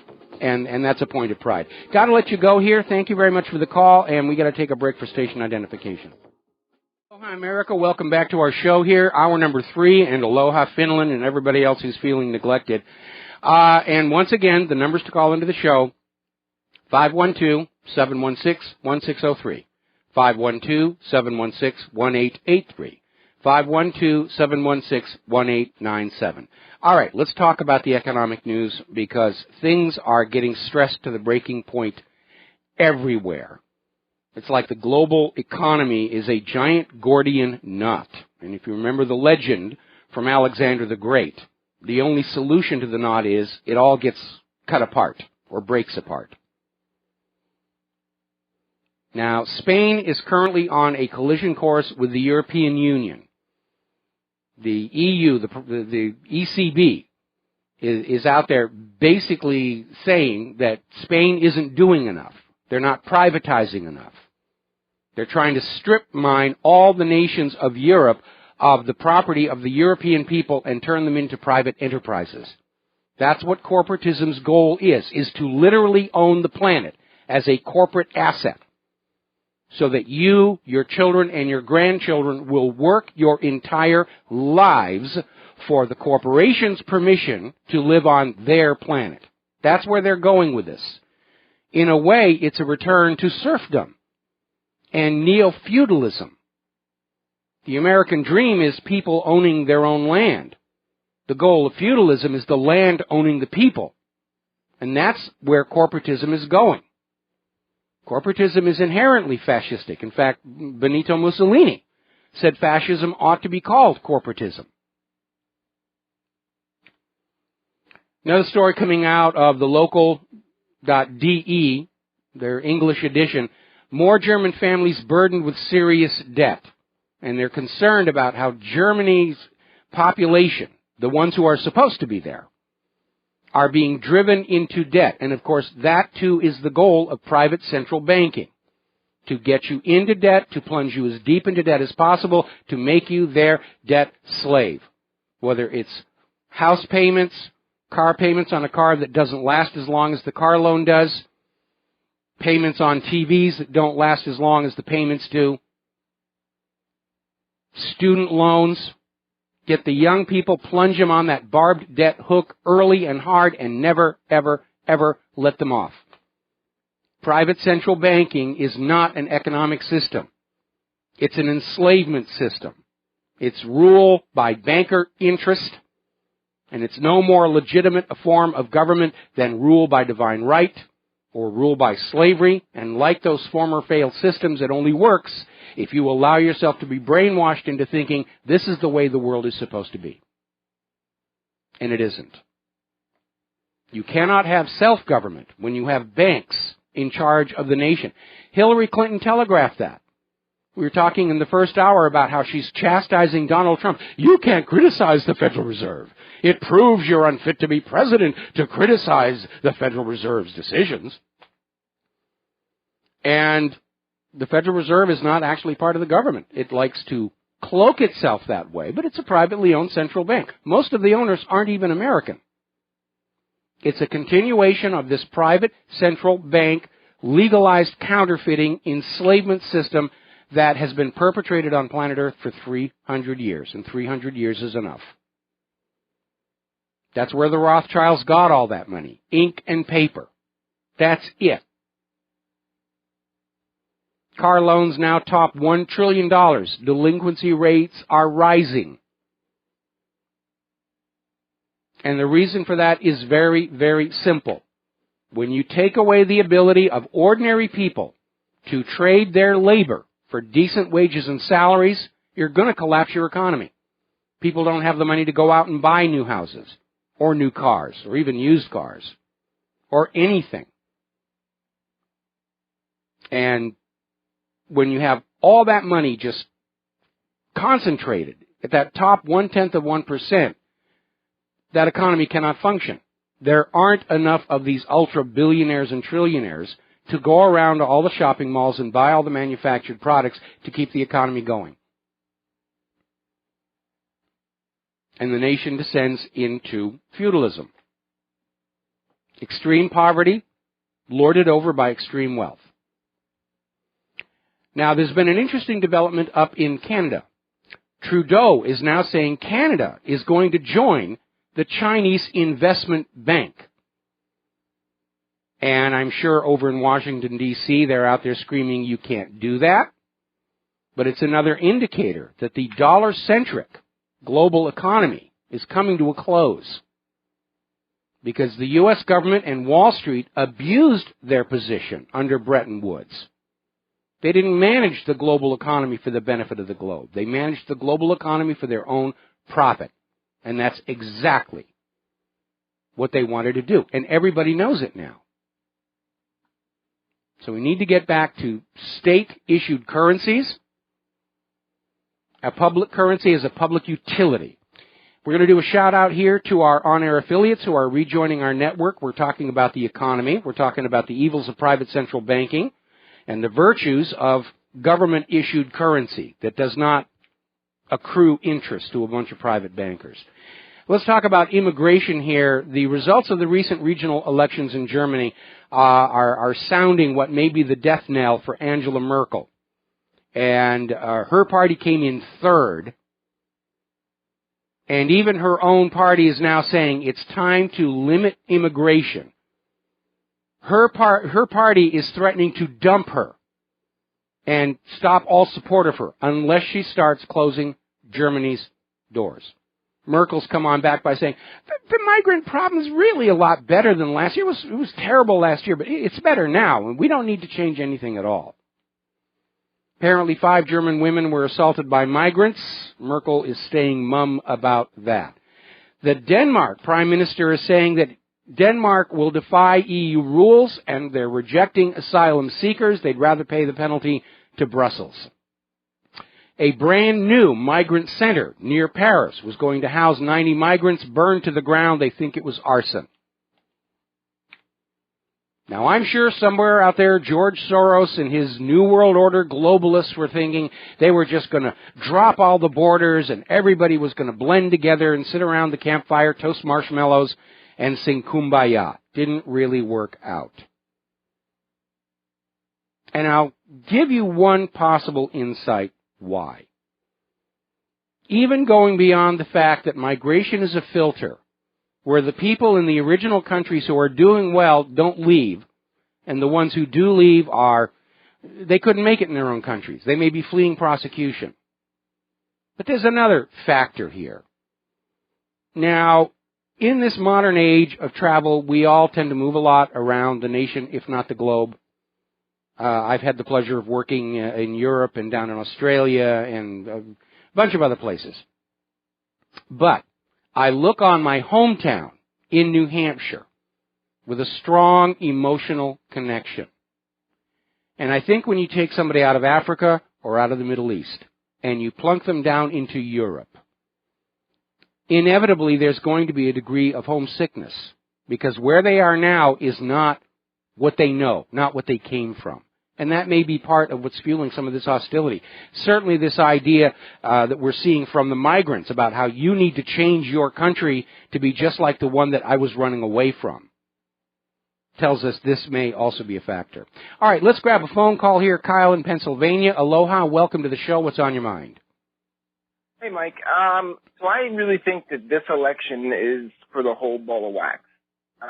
In 10 years, there's not going to be any mainstream media. The kids that are coming up today, the kids who are 15, 16, 13, who are going to be 23 in 10 years, they're not going to be getting their news from MSNBC. They're not going to be getting their news from CNN. They're going to be getting their news from the Internet, guys like you, other alternative news stations.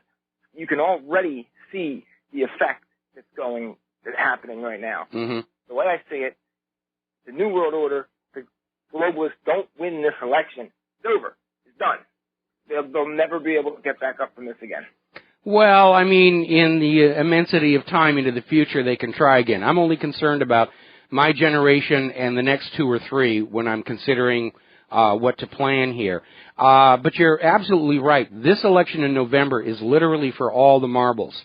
If Trump gets in, we have a chance to pull this nation back from the abyss, back from a new world war,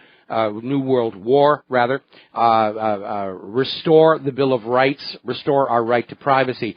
If Hillary succeeds in stealing the White House in order to consolidate the power and authority of the establishment, there'll be an immediate declaration of war on freedom of speech, right to keep and bear arms, right to privacy. If you thought it was bad over the last couple of decades, it's going to get much, much worse. We have Hillary Clinton and even Barack Obama saying there must be a way to shut down the independent media, that First Amendment be gosh darned. And I don't subscribe to the church of Donald Trump. I don't think he's a saint by any means, but he's not a raging criminal. That's basically what it is. I mean, I don't agree with everything Donald Trump says, okay, but he's an outsider, and that's what we need. We need somebody who's coming in who's not part of the Clinton-Bush narcocracy, who will just perpetuate that drug corruption society into the next generation. And we really need to think about how this election is going to affect not just us, but the next generation of Americans who are coming on. Because we need to look at all that we have suffered and make that choice. We're not going to let this happen to our kids. Well, and this election is a referendum on things like NAFTA, on things, the past 25 years of these bad ideas have been forced down the throat of the American people. It all is hinging on this election. It's like that seesaw that's balanced on the fulcrum. This election is going to determine which way it goes. And if that woman gets into office, all bets are off. Forget about it. You think the past 8 years were bad? This is going to be unlike anything you've ever seen before. I'm afraid you're absolutely correct. This is probably the most important election in the United States for at least the last century, probably going all the way back to the American Civil War. It is a crisis point. And she has the potential to be as destructive as Woodrow Wilson times 5. Actually, I think she'd be a lot worse than Woodrow Wilson, and only partly because I'm not sure that her brain is working correctly. But again, we're looking at a repeat of what happened in Prohibition, where the rum runners had the money to buy their way to the upper levels of the U.S. government, and they were great rum runners, but they were lousy administrators and managers. That's where the Kennedys came from. Now, John F. Kennedy broke the mold. I think the reason he got killed is he got into that White House, and it affected him. It changed him, and he said, wow, this isn't just fun and games anymore. I'm really the president, and I'm going to try and do a good job. And he did, and that was why so many people hated him and took him out of power. And obviously, the decline and fall of the Kennedys opened up a power vacuum into which the Bush family stepped. And their partners in crime are the Clintons, going back to that 1980s CIA gun and drug running operation. And their plan was to bamboozle you into thinking that you still had a choice every election by passing the Oval Office back and forth between Bush to Clinton to Clinton to Bush to Bush to Clinton as two reigning dynastic families who view the White House as their inheritance. Well, and just like we've had the time to see all of the bad global warming predictions not come true, we've had enough time to see all these bad policies and the fruit that they provide. And I think that it's that with the culmination of Hillary just being an awful, awful candidate. I mean, you couldn't possibly pick a worse candidate as far as her history goes. That has it's all these situations and all these whatever coming together into one moment, and everybody needs to be out there and doing their part. They absolutely do here. And again, if you want clarity for the November elections, stop thinking about whether you have a reason to vote for Donald Trump or not, and just think of all the reasons you have to vote against Hillary Clinton. And when you start viewing it that way, your choice in November becomes crystal clear. All right, Mike, have a great weekend. All right, thanks an awful lot. We're going to switch to Dustin in New Jersey. Aloha, Dustin. Welcome back to the show. What's on your mind? Yeah, hi, Mike. Hey, did you check out the UK online with that Russian billionaire ship pulling under the River Thames? Yeah, that was an amazing yacht, and I noticed he's got that inverted bow, and there are concerns about the stability of that design, and it may, in fact, impact negatively the new stealth battleship, the Zumwalt. But it is amazing how big these yachts actually get. And it's basically rubbing the British people's nose in the fact of wealth inequality. That's what I called for. Did you see was that a World War II HMS destroyer next to it is basically the same size, right? Yeah, it's the same size. It cost a little bit more. I think that's more Falkland Islands vintage, if I remember London correctly. But that's insane. The people don't realize that people have so much money. The maintenance, the fuel cost, the maintenance of the marina cost. I mean, yeah, there is a wealth disparity going on. If you see the ship, you cannot deny that. Well, being here in Hawaii when I was working on Final Fantasy, we were right there on the edge of Honolulu Harbor, and we would go down to the Aloha Tower for lunch, and there were all these very expensive yachts from people from the Middle East, from China, and it was definitely amazing to see. The problem that we have here is that money is addicting. And that's the problem with being a money junkie. It doesn't matter how much you have to have more. You have to have a bigger yacht than everybody else. You've got to have a more luxurious private jet than everybody else. And I really do think it's a mental health issue.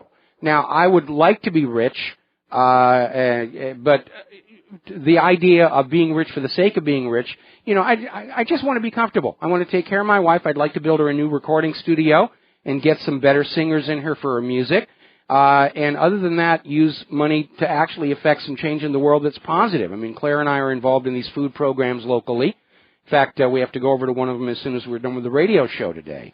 But this idea of accumulating wealth and putting it on ostentatious display, I think that's a mental illness. It really is, or it's one of the instincts we still carry from our caveman days, and it's time to start putting that down.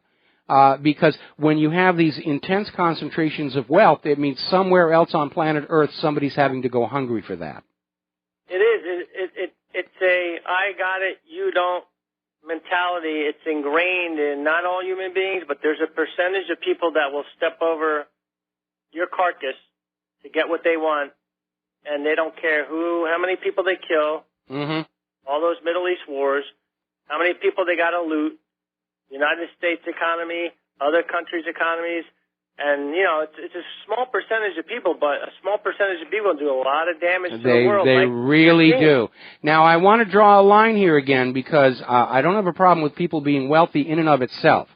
There are people I admire who are very wealthy, like James Cameron, or George Lucas, who did what they did very well and became rich in the process. But being rich wasn't what drove them. They wanted to make good movies. And they did, and we voluntarily give our money to them to see their movies. Or somebody like Steve Jobs, who came up with the Apple II, who became rich incidentally to doing what they really loved. My concern is with people that you see on Wall Street, where getting rich is the end-all and be-all of their existence, and they don't care how they do it. And they basically suck the wealth out of society and the planet to put in their own pocket and put on display. And it is so destructive. You're right. Like Steven Spielberg, don't blame rich people. Like Steven Spielberg, I just watched Jaws again on Netflix. Yep. Incredible movie. I mean, people don't blame rich people. Blame the percentage of people that will take advantage of lesser people. I still have some of the... Mike, I wanted to talk about Hey, give me a second. I still have some of the plastic teeth from the shark on my wall here in my memorabilia collection. Anyway, listen, Dustin, we got to take a quick commercial break. I'm going to put you on hold. I'll come back to you as soon as we're done with these commercials. And aloha, America. Welcome back to our show. And for those of you watching on BAM User TV, I went and grabbed it off the wall in the stairwell. These are my teeth from Bruce the Shark of Jaws. And he was called Bruce because he was the man-eater. All righty. So, Dustin, what else did you want to share with us? Mike, I want to talk about the EU, but anybody who rips on all the Jaws movies, you're crazy. All four are good, even though they're watchable. Well, the first one was great. Spielberg's a great director. He actually grew and matured after the breakup with Amy Irving. And I think his films after that had a lot more soul to them. But I do like his movies. He's had a few goofs. Everybody has a few goofs and everything. But I thought they jumped the shark with Jaws 3D. That one didn't work for me. I saw that actually in the theater with Lou Gossett. Oh, okay. Hey, Mike, well, before the EU, what do you think of, did you ever work on Babylon 5 or Sequest? My friend did. I think they were using both the video toaster. Yeah, they were, as a matter of fact, and they actually started when Apogee was trying to break into the computer animation field, and they set up that department, and then Apogee collapsed, and that department broke off, and I think they called themselves Foundation Imaging. But they were using the video toasters. They couldn't use them for the final rendering because they didn't have the bit depth. But the video toaster was an amazing piece of hardware for its day. I was actually a developer on that because of my association with Robert Abel. And I actually had a wire wrap version of the video toaster. And that was just a nightmare to work with. But that was some impressive hardware. Nothing like what I got on the desk in front of me. Say again? Commodore Amiga was way ahead of its time, huh? It was an amazing machine, and it had some concepts in there. There's always been a war between standardization and sort of carving off the standards for yourself. And if you remember the history of how Unix came into existence, Amiga was trying to do the same thing to the personal computer market, where if you were going to develop product for the Amiga, you had to follow certain set standards for audio files, image files, video files, and so forth, so that you could have all the tools and they'd work with all the files. Whereas in that same day and age, if you had a paint box on your PC, it saved files in its own format, and moving them around was a nightmare. There was actually a piece of software called Babelfish from the Hitchhiker's Guide to the Galaxy fame that tried to do translations among the formats, and it really didn't do it very well. So one of the breakthrough things for Amiga was everybody followed the same file standards, and it made it a very workable platform. And I was kind of sorry to see it go. But we were using Amigas. Claire even had an Amiga for one of the earlier versions of her electronic music system. And I would have loved to have seen what its potential was had it been allowed to grow. But on the original Amiga 1000, the very first one that came on out, there was an Easter egg in there where you could press several keys on the keyboard and then hit the disk eject button, and it would print across the top of the screen. We built Amiga, and Commodore blanked it out because the Commodore company actually bought the Amiga in development from another company. Yeah, I still got my original Commodore 500. And I still use it, and it's still good. Hey, Mike, I still have my VIC-20. I love to play with it every once in a while. Yeah, Commodore was the thing back then, you know. They were groundbreaking. The Commodore VIC-20 was the first computer actually sold in retail outlets where you didn't have to hunt down some nerd store, and that's what made it successful along with its price point. Have you been seeing the TV series Halt and Catch Fire? No. Oh, if you are in any way, shape, or form a computer nerd, you've got to grab this show. It's called Halt and Catch Fire, and it's a fictionalized retelling of what people were going through in the early days of the personal computer revolution. And if you were there, you're going to look at this and say, yes, I know exactly what they're talking about. Mike, on the EU, we talked about this before. One of the reasons why the British left is because they know the EU is finished. That Spain and Italy, Germany and France is no way going to be able to hold up the EU at this point. And Spain and Italy there's too much youth unemployment. If you look at the numbers, there's no way they can hold this whole group together. No, they can't. Between the predations of the money junkies at the European Central Bank and the harm from the immigration policy, yeah, the EU is falling apart. What's Brussels going to do? Invade the rest of Europe and establish the Fourth Reich? Anyway, Dustin, got to let you go. We got a bunch of callers who are still waiting to get on the air, and we'll be back after these few words. And aloha, planet Earth. Boy, there's a really big military helicopter overhead right now, just shaking the place here. We're going to go back to the phones here. Charles in Virginia. Aloha, Charles. Welcome to the show. What's on your mind? We lost him. We lost him. Can we go to Mo in Florida? Mo, are you there? Lost them both. We lost them both. All right, well. Oh, my goodness. How wonderful to live in a third world fascist economic dictatorship where nothing actually works. The phones don't work, the computers break down. Very frustrating for those of us actually trying to get something meaningful done with our lives here. So we're talking about immigration. And there was an article that came out of Zero Hedge where apparently illegal immigrants that are being caught by the border agents down by San Diego are saying Obama said it was okay to come. And they're not just saying it. The border agents are saying these people really believe it, that somehow somebody has sent them a message saying that President Obama says it's okay for the illegals to come into the United States of America. And there was this interview with one of these Border Patrol agents saying that even if they hired thousands of agents and every illegal was captured, the policy from the top down is letting them go. Chris Harris from the National Border Control Council is saying that 9 out of 10 illegals are released back on the streets of San Diego and immediately, of course, approached by those voter registration people. Now, I am very much opposed to the idea of illegal immigrants and refugees being given the right to vote here for a very simple reason. The United States of America was built by the American people generation after generation after generation after generation with the goal of bequeathing it to the next generation of Americans. And we have Barack Obama and Hillary Clinton and the Democratic Party literally want to barter our children's inheritance away in exchange for votes. And they're trying to tear down voter ID laws across the country so that illegals can vote using stolen registrations or fake registrations.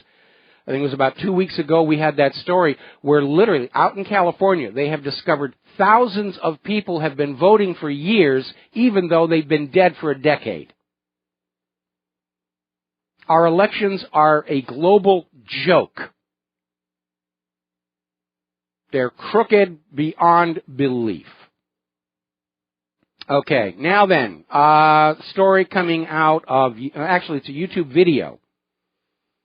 Apparently George Soros' W2EU group has been caught giving out handbooks to refugee invaders. And what makes this upsetting is these handbooks are not just about maps on how to get from where they are to where Soros wants them to be.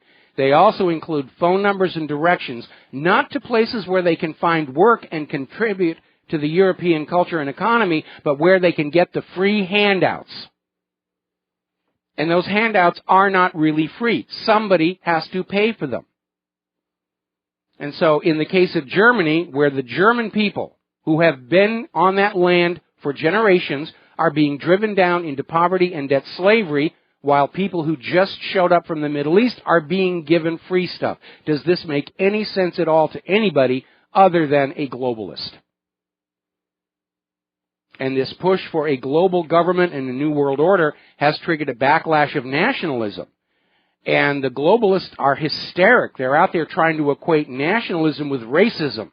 Oh, what do you mean you love the United States of America? You're just being racist. No, I'm being an American. And when I was a kid, I was taught that that was something you were proud to be, an American. And I'm still proud to be an American. I've got issues with the government.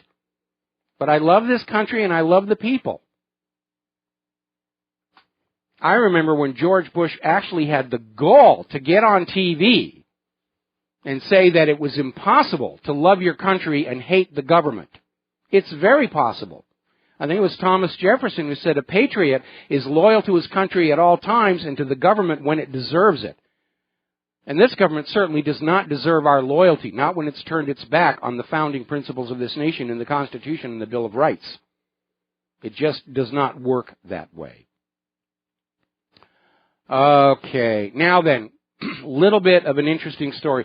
Remember the fatal police shooting of Michael Brown in Ferguson, Missouri, back in 2014? It was a big ruckus. The police were eventually exonerated.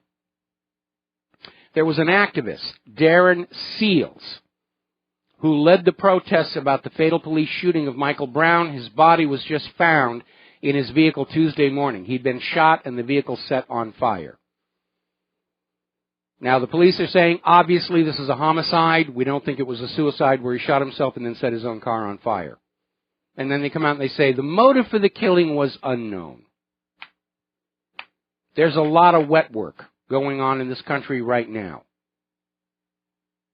And everybody who has stood up to this government to tell this government you are wrong is unfortunately at risk.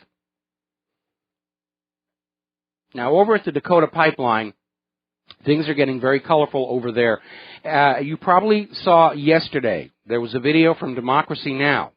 Where there were the security people at the Dakota Pipeline project. The pipeline people had cranked up the bulldozers, even though there was an emergency restraining order before the judge. And they cranked up the bulldozers and they just tore right into these sacred burial grounds of the Dakota people. And there was security there that pepper sprayed everybody. They had dogs that they sicked on people, including a child. And it's made a bad situation worse because the official word from Dakota Access and Energy Transfer Partners was no comment. We don't use those kind of tactics. We have no idea who did that. It was an unfortunate thing, but really, you should just get out of the way and let us put this pipeline through your burial grounds here. Now, before you get all upset and say, oh, come on, it's just Native American burial grounds. Think about somebody that you loved that has passed away, that is buried in a cemetery. How would you feel about a bulldozer going in there? That's how these people feel. It's a very, very serious matter to them. And you have to understand that. And remember, a week ago it came out from the Army Corps of Engineers, this company does not actually have the paperwork to be doing what they're doing. They just went ahead and put pedal to the metal, figuring it's easier to get forgiveness than permission. And it led to a confrontation. And the protest is growing and growing and growing. And activists across the country, with access to their computers, they're looking at the photos and they're starting to name names. Now, the woman who was leading this security, who had one of the dogs, is named Ashley Nicole Welch. She's the owner-operator of A&W Quarter Horses. How she wound up there with a guard dog, we don't really know, but we know the dogs came from the Frost Kennels. And two of the other people who were there were, Robert Bob Frost and Ricardo Bullard. And these people have now been identified, and they need to be held to account. Because they're not actually law enforcement people. They're just ordinary citizens who sick dogs on other people, biting dogs, causing injury, and that's assault. These people should be in jail, and they need to go there. Now, Dakota Access is spending huge amounts of money to try and lobby the local media and the local political structure to let them go ahead with doing what they're doing. This idea that money will rule all, and that's an idea that needs to go away in the new America. There's a place for money to be as a tool and servant of our society, not its master.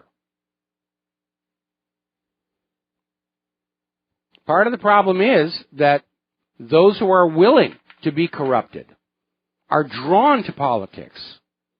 It's a great money-making opportunity here. Now, over in Oklahoma, common sense has finally broken out. Last Saturday, there was a 5.6 magnitude quake in central Oklahoma, largest in huge number of years. Now, before fracking, Oklahoma had very little history of seismicity, and now all of a sudden, they're seeing themselves as being at as much risk of major quakes as California. And Oklahoma does not have the same seismic building standards. A major quake there is going to cause a lot more damage than it would out in California. So Oklahoma has now issued orders to shut down 37 of these injection wells around the area where this quake hit. Now, the U.S. Geological Survey last March issued a report on induced earthquakes and said as many as 7.9 million people in Kansas, Colorado, New Mexico, Texas, Oklahoma, and Arkansas face the same quake risks as people living in California, all from fracking. So let's talk a little bit about computers here. When I was very young, I loved going to Disneyland. I remember over by the original Jungle Book ride. And getting on back to the Jaws teeth, the guy who designed the Jaws shark, Bob Matty, was a legend in physical mechanical effects. He designed the Jaws shark. He designed the squid in Disney's 20,000 Leagues Under the Sea. And he designed all the moving animals in the original Jungle Cruise ride, which has now been refurbished and updated, but he did all of that stuff. And I remember across from there was this little marketplace that had all this stuff that was imported from all these exotic places around the world. And it was small stuff, incense and whatnot, but it was still the idea that it came from these foreign exotic locations. That was the draw. And unfortunately, after Eisner took over, a lot of that charm went away, and it's just every store has the same branded merchandise for sale over and over, and it's lost a lot of its charm. The last time I tried to go to Disneyland was with my lovely wife, Claire, and they had security set up there, going through the purses and patting everybody down, and I looked at this and I said, there's no way I can enjoy going into Disneyland being treated like this. And we turned around and walked away. We never went in the park. And it's almost like they're trying to use the lure of Disneyland to get people used to this police state security, because now Disney World is going to start scanning fingerprints of kids as young as 3 years old. And they're saying this is to block the use of stolen or shared tickets, which I can understand might be a concern, but this idea that everybody's having their fingerprints scanned by Disney, we don't know what Disney's doing with that data.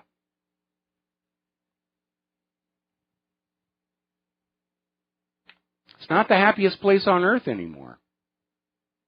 Like everything else in this country, it's become tainted by that narcocracy.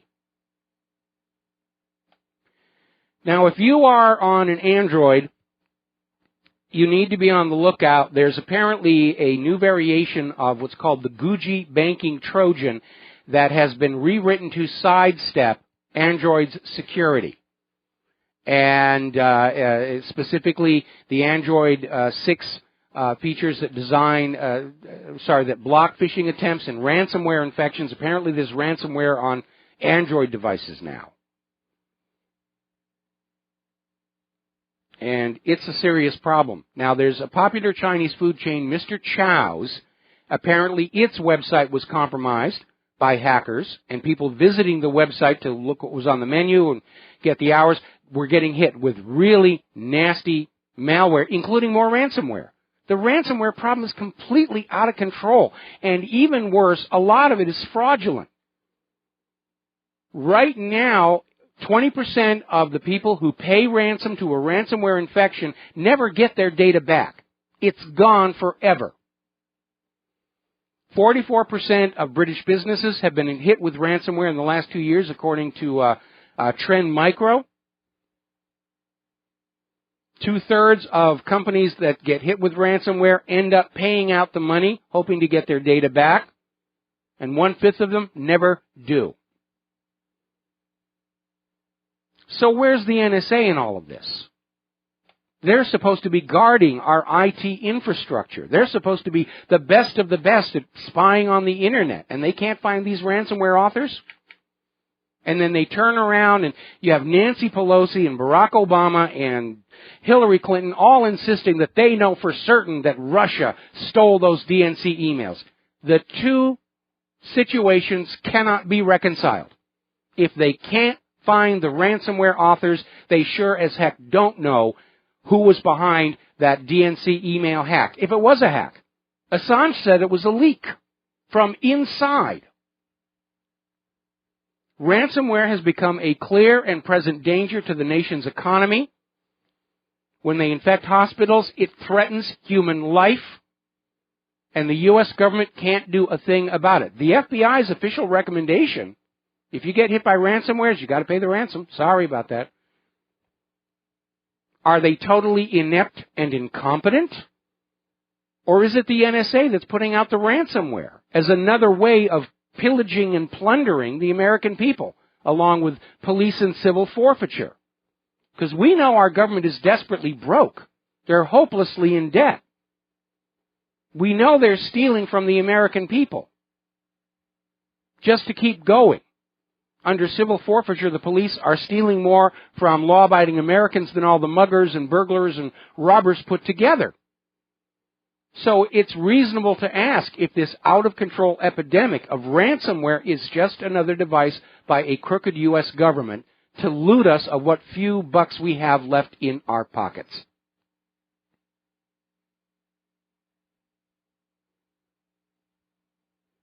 Because the fact that the NSA can't find the ransomware authors is totally contradicted by the claims that NSA can do anything with the Internet. It doesn't make sense. Either the NSA spying is a gigantic global bluff that never worked and was a total waste of money, or they're the criminals. And remember, Kaspersky Labs has identified the known hacker group, the Equation Group, as being part of the National Security Agency. We have met the enemy, and they are us. As you know, we're coming up on the grand debut of the iPhone 7. Apparently, it doesn't even have a headphone jack. You can only get sound out of it with Bluetooth, which means other people can listen in. But a lot of people are saying, you know, there really isn't that much of a leap forward. If you wait till next year for the iPhone 8, you're probably going to get a lot better product. All right, we got to take a break for commercials. We'll be back with the last segment of our program after these few words. And aloha, America. Welcome back to the last segment of our program here on this Hump Day Wednesday. And we're going to take one more phone call. James in Texas, aloha. Welcome to the show. What's on your mind? Yes. Hi, Michael. You don't think the NSA would know where that $6.5 trillion went? You'd think the NSA had all of Hillary Clinton's emails. but yeah, I know, right? But on a serious note, like, that's how you can tell nothing will change. Because it's just really, really sad. It really is sad. First, before 9/11, you had 2.5 missing. And then now you have 6.5 missing. And that's just from one entity of the government. Mm-hmm. Well, it's the entity that has the most money from the taxpayers and the least accountability. But $6 trillion is a lot of money. Now, we know that the entire military system is corrupt and everybody's dipping in. We know that when they were first going into Iraq, I mean, they were literally handing out money left and right to buy control of the country. But there is one other possibility, and that is that there is some kind of a black project somewhere that some of this money has gone into. But the fact that it is unaccountable to anybody, I mean, if Congress is exercising oversight and they know what's going on, that's one thing. But again, going back to that CIA operation in the 1980s, Congress doesn't know what the entire government is doing. Congress only knows what the government lets Congress see for public consumption. That's what I'm saying.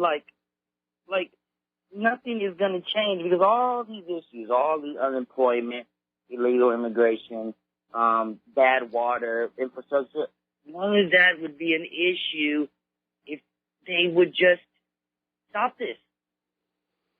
You know? Well, I mean, the people in control... Why are they wasting money? Why are they doing? Why are they wasting so much? From their point of view, it's not a waste. It goes into their pocket here. I mean, at various points in my career, I've had contact with weapons development, and it's stunning to see the volume of money that just flows through the process, and everybody's just kind of used to it.